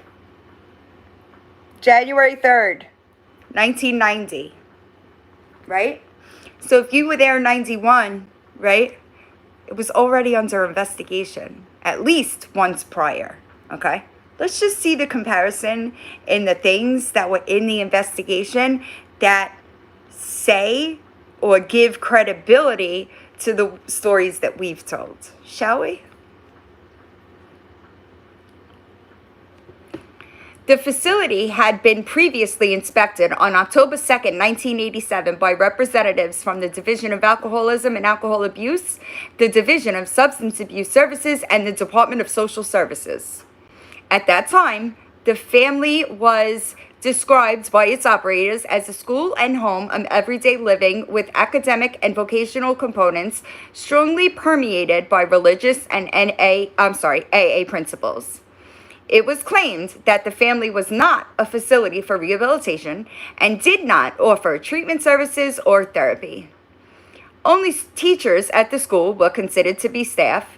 Everyone else were considered to be members of the family. Detailed school records were kept along with intake forms. There were no treatment plans, progress notes, reviews, or discharge summaries. It was evident from a number of sources that all of the residents admitted had alcohol and or drug problems and were in need of continuing treatment and were receiving a form of treatment through what would best be described as therapeutic community. The facility was not just providing domestic care and comfort, but was providing treatment services for residents who were in need of such services due to alcohol and or drug problems and were therefore subject to certification by the Division of Alcoholism and Alcohol Abuse. It seemed as though the facility was attempted to avoid certification by eliminating such items as treatment staff and case records with treatment plans, progress notes, reviews, and discharge planning. Following the inspection of the faculty, Following the inspection, the facility made a decision and took steps to apply for certification by the division. It was declined. It took steps to comply with what was perceived as regulatory requirements, yet the family, the style of community, was seen and is still seen as the essential and central element of treatment and rehabilitation. I'm sorry, I had to switch pages. On Monday, January 3rd, 1990, the Division of Alcoholism and Alcohol Abuse conducted an inspection of the family operated by the Family Foundation, Inc., an uncertified program located on Abe Lord Road in Hancock, New York. The inspection was led by, I'll leave that out, and performed by him and blank, Bureau of Standards of Certification, blank, Bureau of Treatment Program Development, blank, oh, sorry, hold on. Coffee. Blitz got slushies. Thank you. What's got Blitz? What is this, slush puppies? Yeah, slushies. Oh wow. They're not like a brand. But do they always have them or no? Watch. He said they used to, but Right, I thought I remembered them having them. but I never fucking seen them. I He needed said the coffee. orange is sour, but the red and blue is so good. Sorry, y'all. Yeah, coffee is life. Coffee is life. I just had to pour it in my cup, in my school. So, blah, blah, blah. An introductory conference was conducted with Anthony and Rita Argyros, Tony and Rita, program directors, president, controller, I'll leave that all out. Susan Ray, which became Susan Runge, she was my counselor. Blank opened the introduction with an explanation of the purpose of the inspection, to evaluate the character and competence of the operators of this program, since they have submitted a CON application for a different program at another location, and to assess the need for certification of the present operation. During the introduction, the Argyros described various aspects of their program in response to questions. As described, the center of the program seems to be a community with a family atmosphere, with surrogate parents and peers acting like quasi-siblings. The community is structured around and permeated by AA and religious principles. The community is the center of all the activities conducted by the program. Oh wait, where'd the rest of it go? This just gave me a different... This brought me to a different page, but it's still the same thing.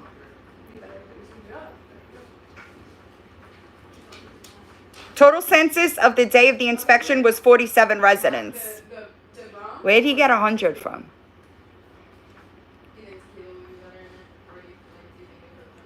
I'm going through it to see what's like relevant, because there's names in here and I don't want to do that. So it was investigated in 87 as well.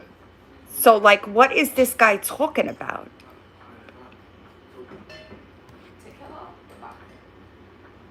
Uh, 47. There were 47. Hold on. Hold on. I'm sorry. It's because I'm taking it from Dropbox. It's a little bit different in how I have to. There was one main building with 2 stories, which houses the school program with offices. It has a kitchen, dining room, blah, blah, blah. One of the rooms that's the new room. The inspection following the introductory conference involved the following activities: interviews with staff and residents, review of resident records and other documents provided by the program, and survey of buildings. At the end of the inspection, the Argyros were again informed about the purpose of the inspection and told that they would receive a report for the division. Where's that report?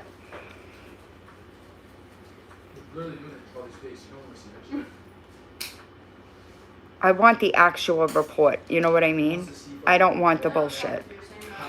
Because it absolutely, the narrative has always been the same, right? Like, even students that didn't suffer like serious abuse still say that there was abuse because they saw it. So what the fuck is this guy talking about?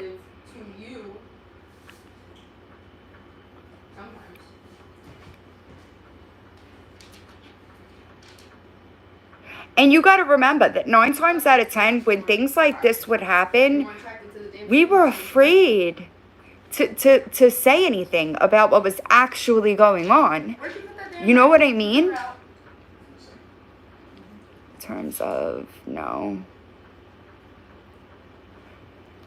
This is records, which is irrelevant. I want to know where the records are now. That's what I want to know. I want to know where the videotapes are, Mike. That's what I want to know. Anthony Argiro stated that they have established a helpful environment through creating a family atmosphere with surrogate parents. Operating inside of this is peer influence. He said that this whole environment is highly permeated by the use of AA. He reported that residents are provided with room, board, and education for $285 per person per week. This is before they figured out how to bill insurance and that they could charge, oh shit, I just got coffee all over my laptop, and that they could charge more money, right? Oh, I'm sorry. With an average length of stay, 15 months, the cost of an average stay would be $18,240 per resident. 19 male residents live in a dormitory in one building on the property. 16 other male residents live in a dormitory in another building. An adult resides in each building. We didn't have that. So we didn't have that. We had dorm leaders, which were students. We didn't have that. But this is 6 years before I was there, but only a year before him. Isn't that weird? Hold on, I'm sorry. I keep forgetting that I'm in Dropbox.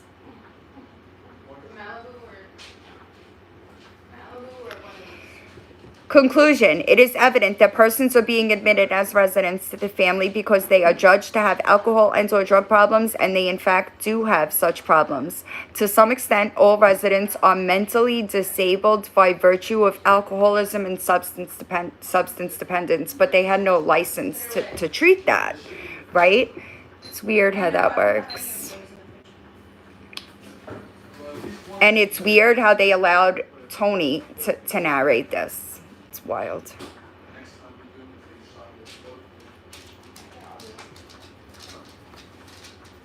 I'm trying to find I'm scanning it for relevant information. Payment agreement. Fuck you and your payment agreement. I'm looking for something that says sanctions. I wish that I could search my Dropbox for a word because that would make this so much easier. But I can't. I can only search if I saved it under that. And I do find it weird that Susan was the staff member that was interviewed. No. I'm flipping through, just trying to find something that is damn it, I keep forgetting I'm in Dropbox, not like my screenshots. Rights of residents. In this section on interpersonal and relationships and discipline, some basic ideas about authority and discipline are described. An accent is put on peer support and authority. 3 basic rules are set down. 3 basic rules. No alcohol, drugs, no violence or threats of violence, and no sex. The sanction for breaking any of these rules is expulsion. What?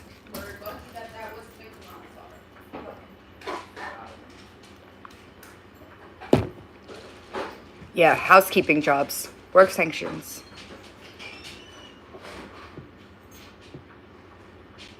The board. I wonder if this guy was on the board.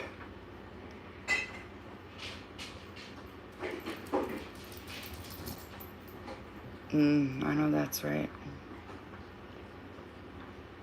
Let's read this. The faculty lacked policies regarding the rights of residents and also lacked procedures implementing and communicating such policies to residents because we didn't have any rights. None. No access to CPS, no access to any authorities, really. Recovery plans and treatment plans for the most part were not individualized. Weird. Isn't that what they were supposed to be helping us with? The family policy and procedure concerning violence and threats of violence actually would promote violence. The use of a sanction such as sitting in a corner publicly is really denigrating to a resident.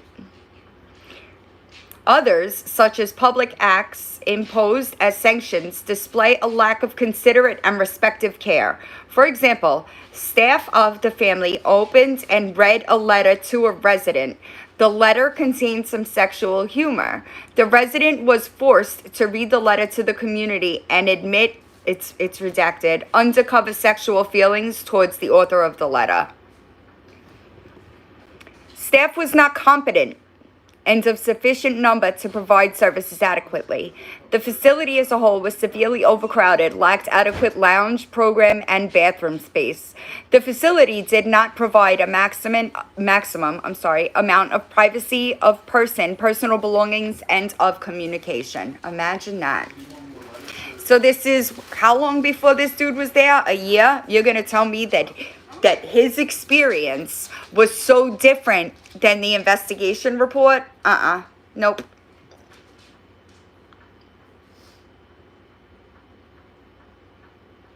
Residents are not allowed visitation without family groups for the first 120 days, and even then, visitation is allowed only before and after family counseling sessions at the discretion of the staff. There is a severe limitation on privacy of communication without any justifying reason. Residents must sign a mail release which allows all staff to open and read letters. Again, this is a restriction of privacy of communication without any stated or justifying reason. But he didn't remember his mail being monitored. When do I ever have good ideas? Residents must also sign a release for publication and broadcast, which allows the Family Foundation to utilize videotapes, photographs, in which any resident, why, may appear, and any audio tapes or written transcriptions taken from them in any audio tapes, books, magazines, or any other video, audio, or written publication. This is a violation of privacy of person and of confidentiality. Where are the videotapes of the restraining?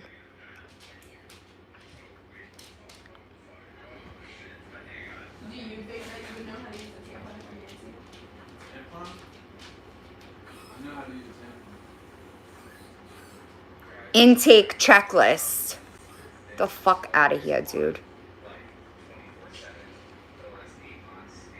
A number of residents are employed as staff at the facility. All residents are involved in doing a variety of work, including construction.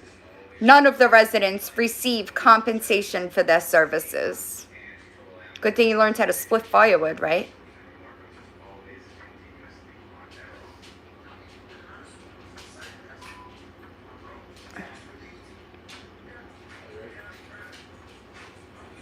The facility lacks specific admission policies and criteria. There is no evidence of a complete physical examination with necessary tests. Blank. Resident admitted from another faculty came in with a blank, which it's redacted, so God only knows what it actually was. What was being attempted as a complete multidisciplinary evaluation is not consolidated into one record. Academic records, including tests, are kept separate from the individual case record. There is no documentation indicating that evaluations are multidisciplinary. Treatment plans were not individualized or comprehensive, and for the most part, contained limited, generalized goals. There was no evidence that the treatment plans were reviewed by multidisciplinary staff.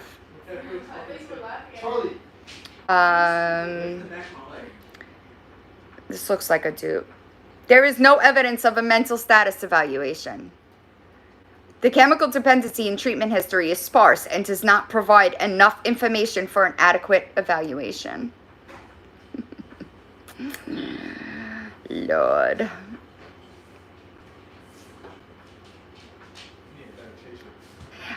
So you're gonna tell me that this guy had such a different experience? I don't think so. I don't think so. This report is 56 pages, y'all. I'm just like skimming through it, trying to go through it. But yeah, they did that. They did when we had to go to a doctor, they took us to an outside facility. Discharge planning was minimal, containing the date the resident was discharged, place of destination, and a note about continuing in self-help groups.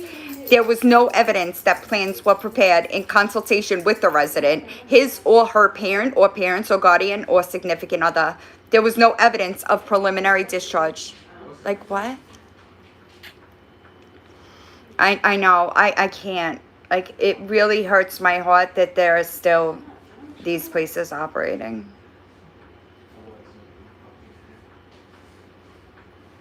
There is no evidence that at least 14 hours per week of formally professional directed group and individual counseling was being provided to each resident.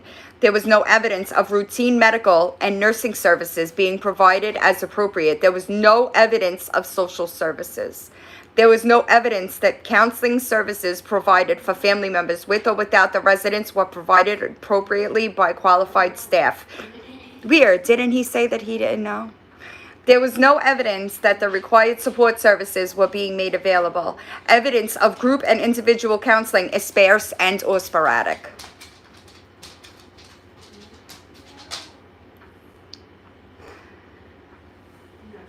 The program lacked required discharge policy.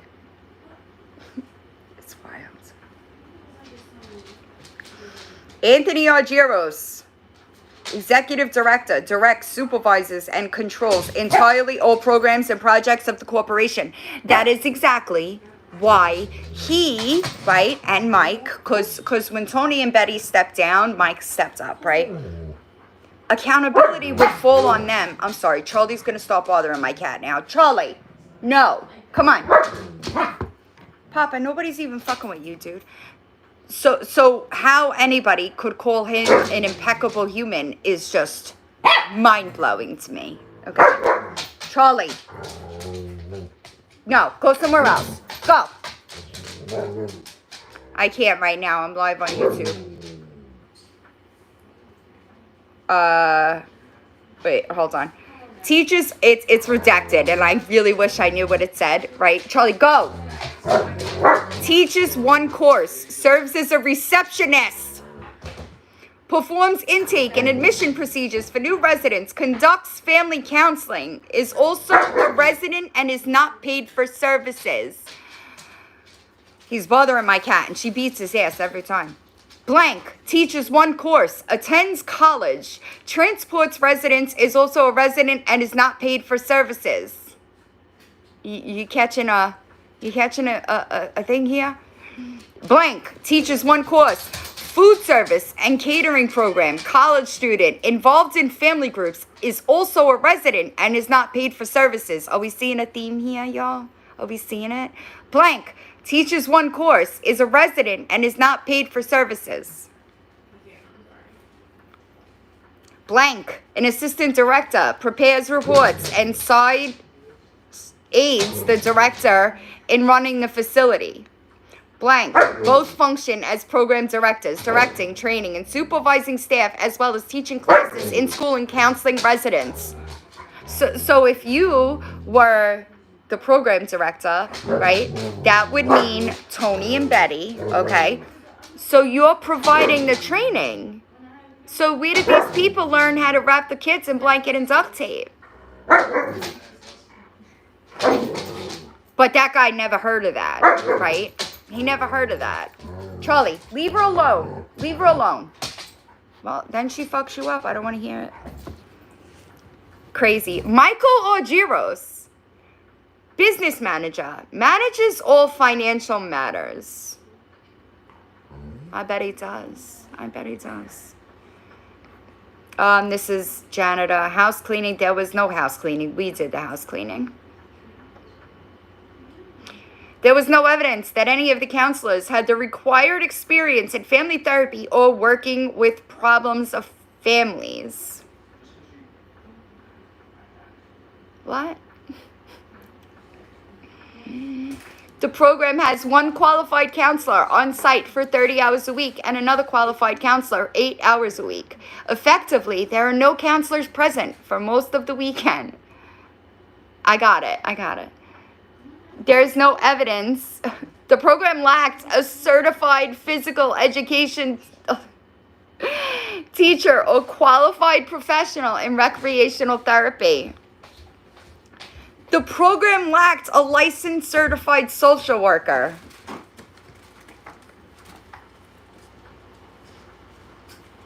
What? The program lacked a supervising physician appropriately licensed and qualified.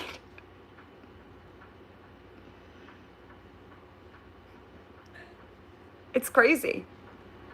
But this guy, you know? This guy.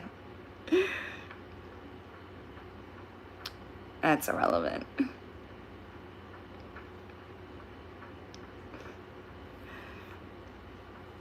There was no evidence that in-service training programs for staff had been developed and implemented.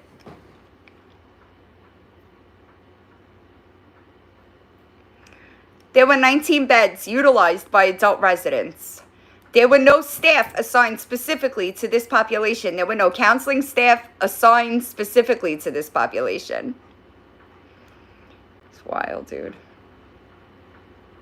So this is from 1990, right? And this guy is going to say the opposite of what every one of us from every generation says. Nah, there's some motive there. I don't know what it is.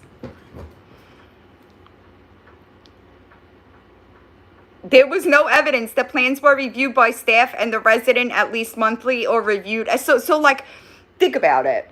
Our parents think that we're going to this treatment place, right, to get treatment. But there's no treatment. There's no treatment.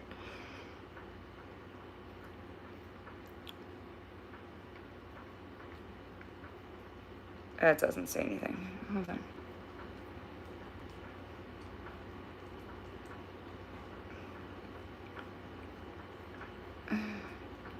So the main building was constructed in 1987. The students that were there at the time built it, right, without being paid.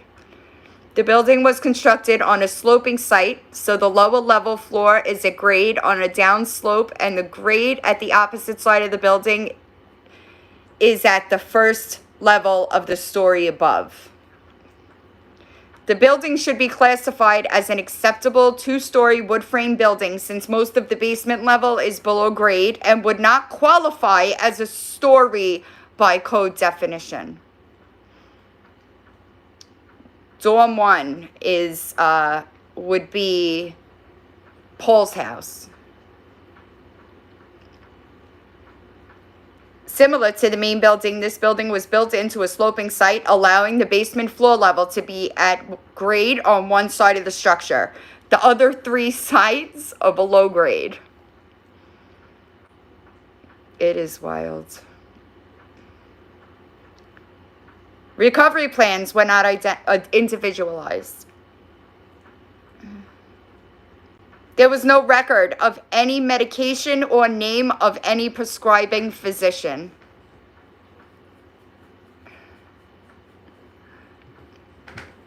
This is crazy.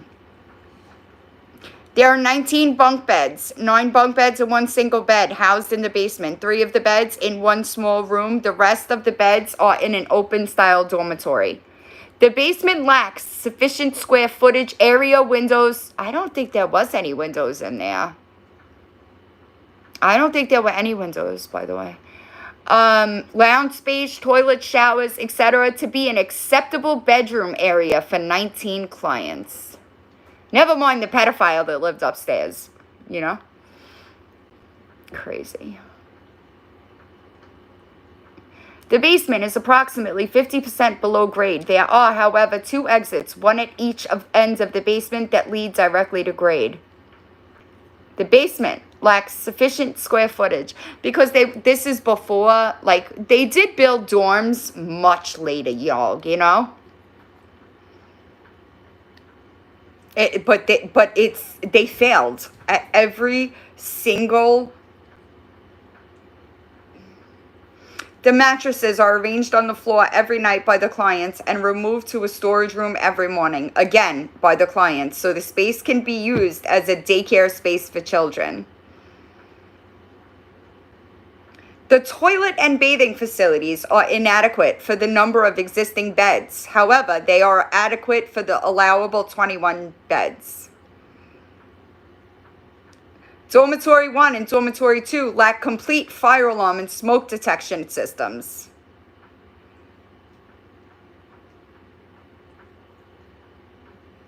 Dormitory 1 lacks adequate window area to provide the required light and ventilation. The exit doors from the dormitories are locked at night. One of the clients has the key. The arrangement is unacceptable since the keys are not in the hands of any duty staff. The exits must be arranged to be accessible. That's actually how I ran away. The back door to my dorm the alarm was broken. So when I ran away, that's where how I got out. It's crazy.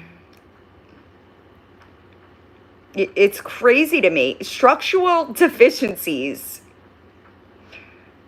But like, this is, our parents didn't have access to this stuff. You know what I'm saying?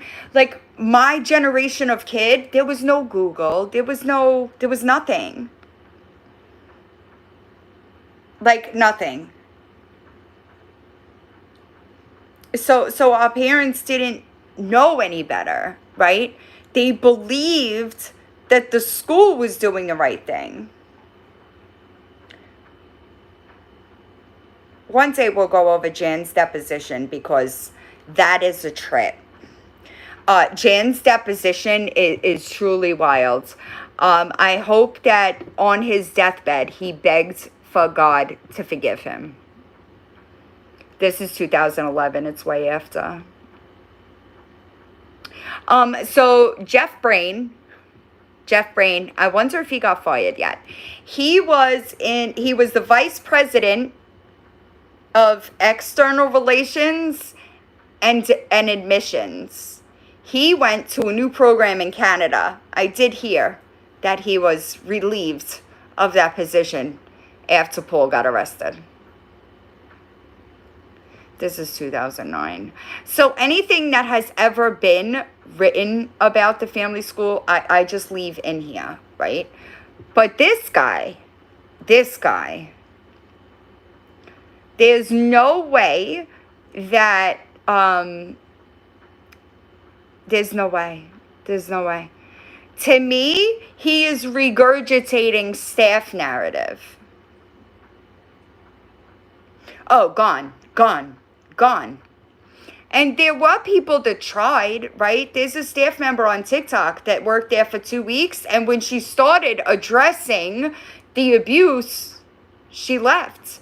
And she did trigger an investigation. I believe that was the 2010 investigation. And at that point, right, they had decades of investigations. So why does this guy, I'm just going to call him this guy from now on.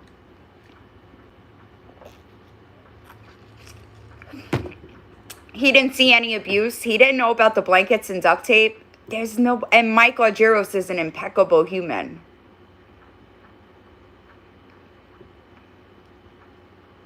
And even more disturbing, if he works in the treatment industry, right? Because then he's going to think, there's no way. There's just no way. And like, that's my problem with it, is that if you're a staff member and you did not do anything, if you worked there for a fucking decade and you never reported it, right? You're complicit. You're complicit to me. Listen to me. I've thought about this, right? Like I have tried to think, right? Imagine you get a new job, right? And you go to that job. I couldn't do it. I would not be complicit in the abuse of one child, let alone hundreds. There's no amount of money that would have made that okay, right? Never mind the fact that you also, if you hold a professional license, you're risking your professional license to abuse children.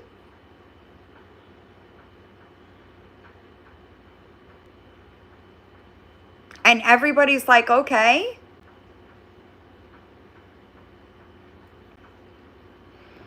It's maddening. It really is maddening. And no, I'm not going to say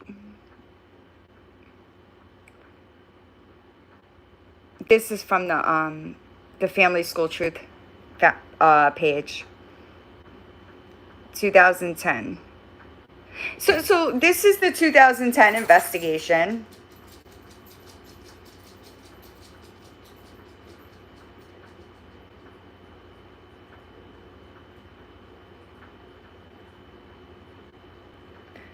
Although allegations were brought to our attention that students were being physically abused and neglected, interviews we conducted did not suggest that students were being physically abused or neglected at the time of the visit. Many of the students interviewed reported positive experiences with the school and were appreciative of the staff's effort. There was an acknowledgement by Family Foundation administrators that there had been a current, okay, so this is administration in 2010, okay? There was an acknowledgement by the Family Foundation's school administrators that there had been a previous culture of harsh treatment at the facility. Staff acknowledged it. This guy doesn't, this guy. He didn't see any of that. He didn't see any of that? Stop it. Family Foundation School has been working to change this culture and has instituted a number of policy, practice, and staffing changes to remove all vestiges of this previous culture.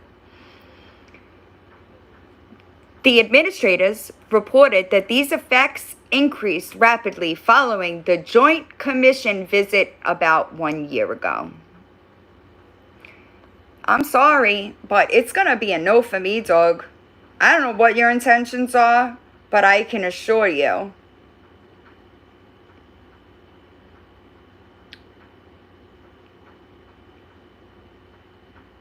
Wait, this is Mike's letter. Hold on, I want to get to the bottom of it. Hold on.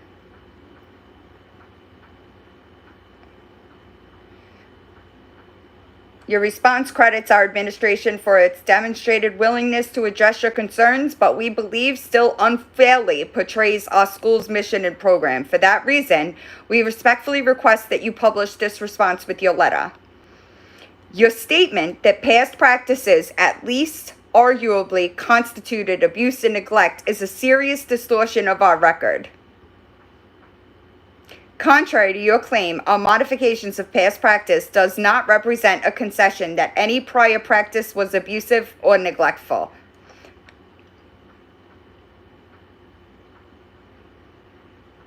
So staff generally says this, right? There's been no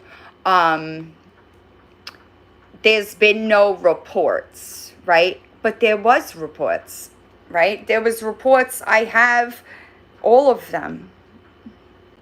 Right? And I guess, like, people don't... John Martin Crawford's Congress speech. And, like, that's the crazy thing. Like, even students that don't think that even students that don't classify their experience as abuse can still recognize the abusive practices that went on around them, right? Jonathan Barton Crawford was one of those students. He was favored by staff. He was an excellent writer, right? So he didn't necessarily have it hard, but he still saw it, right? It's crazy to me. It's crazy to me. He said, for my friends who have since died from suicide and still and still suffer the nightmares. Our time and our voice will not be in vain. There comes a time for every man to make amends and right their wrongs. This is a lesson these programs preach, and it is a lesson they must all follow.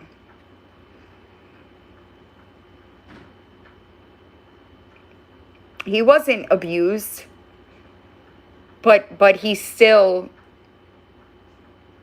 acknowledged the abuse and fought for us. So I don't know what the fuck this guy's, I don't know what his motives are, to be honest, but I'm sure they will reveal themselves because they always do, right? The truth is always going to come out. I know that people try to,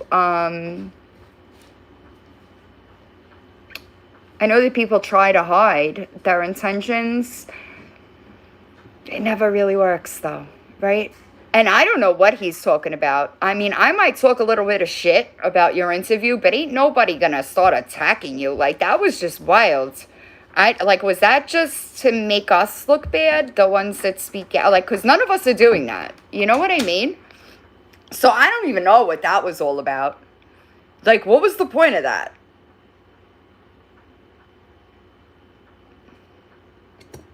You know what I wonder? I wonder if that he has a kid, right? I wonder if a police treated his kid the way we were treated, how he would feel. He might, I mean, sorry. He might like it, actually, you know, cause it's all, sunshines and rainbows to him. It's crazy. Hi, Held to the Note. Did you see the video I made the other day? I'm super tired now.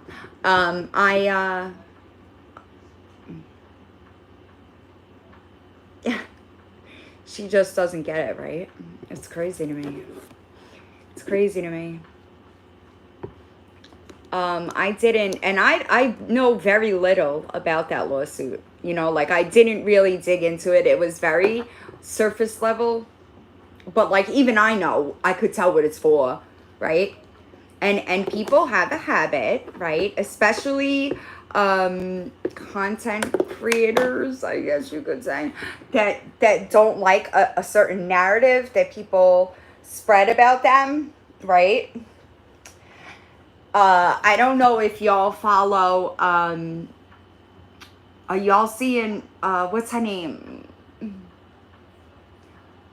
CC Suarez and Runkle of the Bailey. He's talking about the Janet Braun case. Do you follow that? Because you should. You should. Because those people are in court right now for the same thing. And they're trying to, it is going to end badly. Not for you. Not for you. For Janet and Lauren the Mortician on TikTok. It is not going to end well for her because she's suing, they're trying to sue the Do We Know Them podcast and Caffeinated Kitty, Becca Day. I thought there was another one, but I might be wrong, for fair use. The Do We Know Them podcast is 1000% fair use. They provide commentary to, like, drama situations that are going on the internet. And they were absolutely, Janet Braun was absolutely using false copyright strikes. Oh, she's also an attorney for Bunny XO. It is CC Suarez does it. And also, hold on a second, babe. Hold on a second. I'm about to end the YouTube live. Let me pull it up for you. CC Suarez has done it, but if you put in search Janet Braun or Lauren the Mortician, you will get it. Runkle of the Bailey, he does, it's super long. He's an attorney. He does, like, breakdowns anytime there's movement in the case. He did one. This is his channel. It's at Runkle of the Bailey. RUNKLE of the Bailey, but he does them all the time. Say Janet update. Janet is the attorney, and that is a fucking wild ride, because she was absolutely striking content that did not need to be like, and a lot of people don't understand that when you copyright strike a channel, that's illegal. It becomes legal, right there. So on YouTube, at least, if I, let's say I go and copyright strike a channel, which is a real bitch move. Trust me, there are a lot of channels on this app that talk shit about me, right? I have never, not once, filled out a takedown request, right? But these people do that just to silence the person, right? When you do, so when, let's say I get a copyright takedown request, I can appeal it, right? And then starting then, that person has 10 days to prove that they're either going to take me to court or fight me to prove that they have copyright. If they don't do that, the content comes back, right? So I don't know why people abuse that system just because somebody's talking shit about you. Come on. If you were really secure in the person that you are, you wouldn't give a shit what other people say about you. I don't give a flying fuck. Trust me. There are a lot of people that talk a lot of shit about me. And guess what? Most times, I don't give a fuck.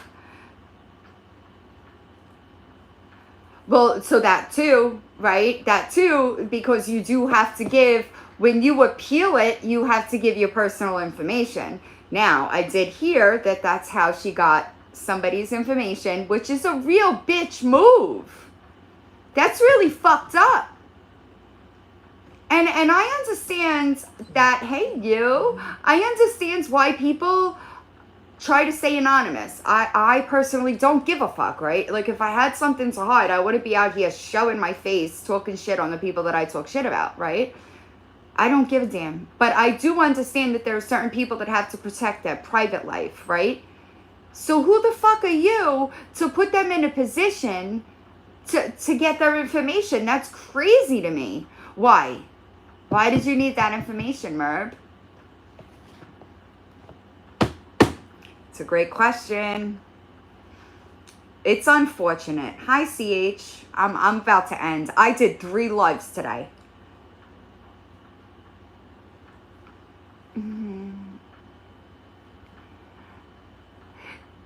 Because a lot of people are afraid, they don't know, right? A lot of people are not as well versed in like copyright or fair use, and they think that they're doing something wrong and they get afraid.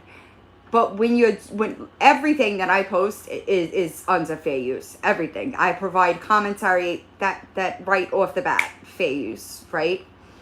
I did start using disclaimers when I started posting about Jessica Kent, because she's known to do the same thing, right?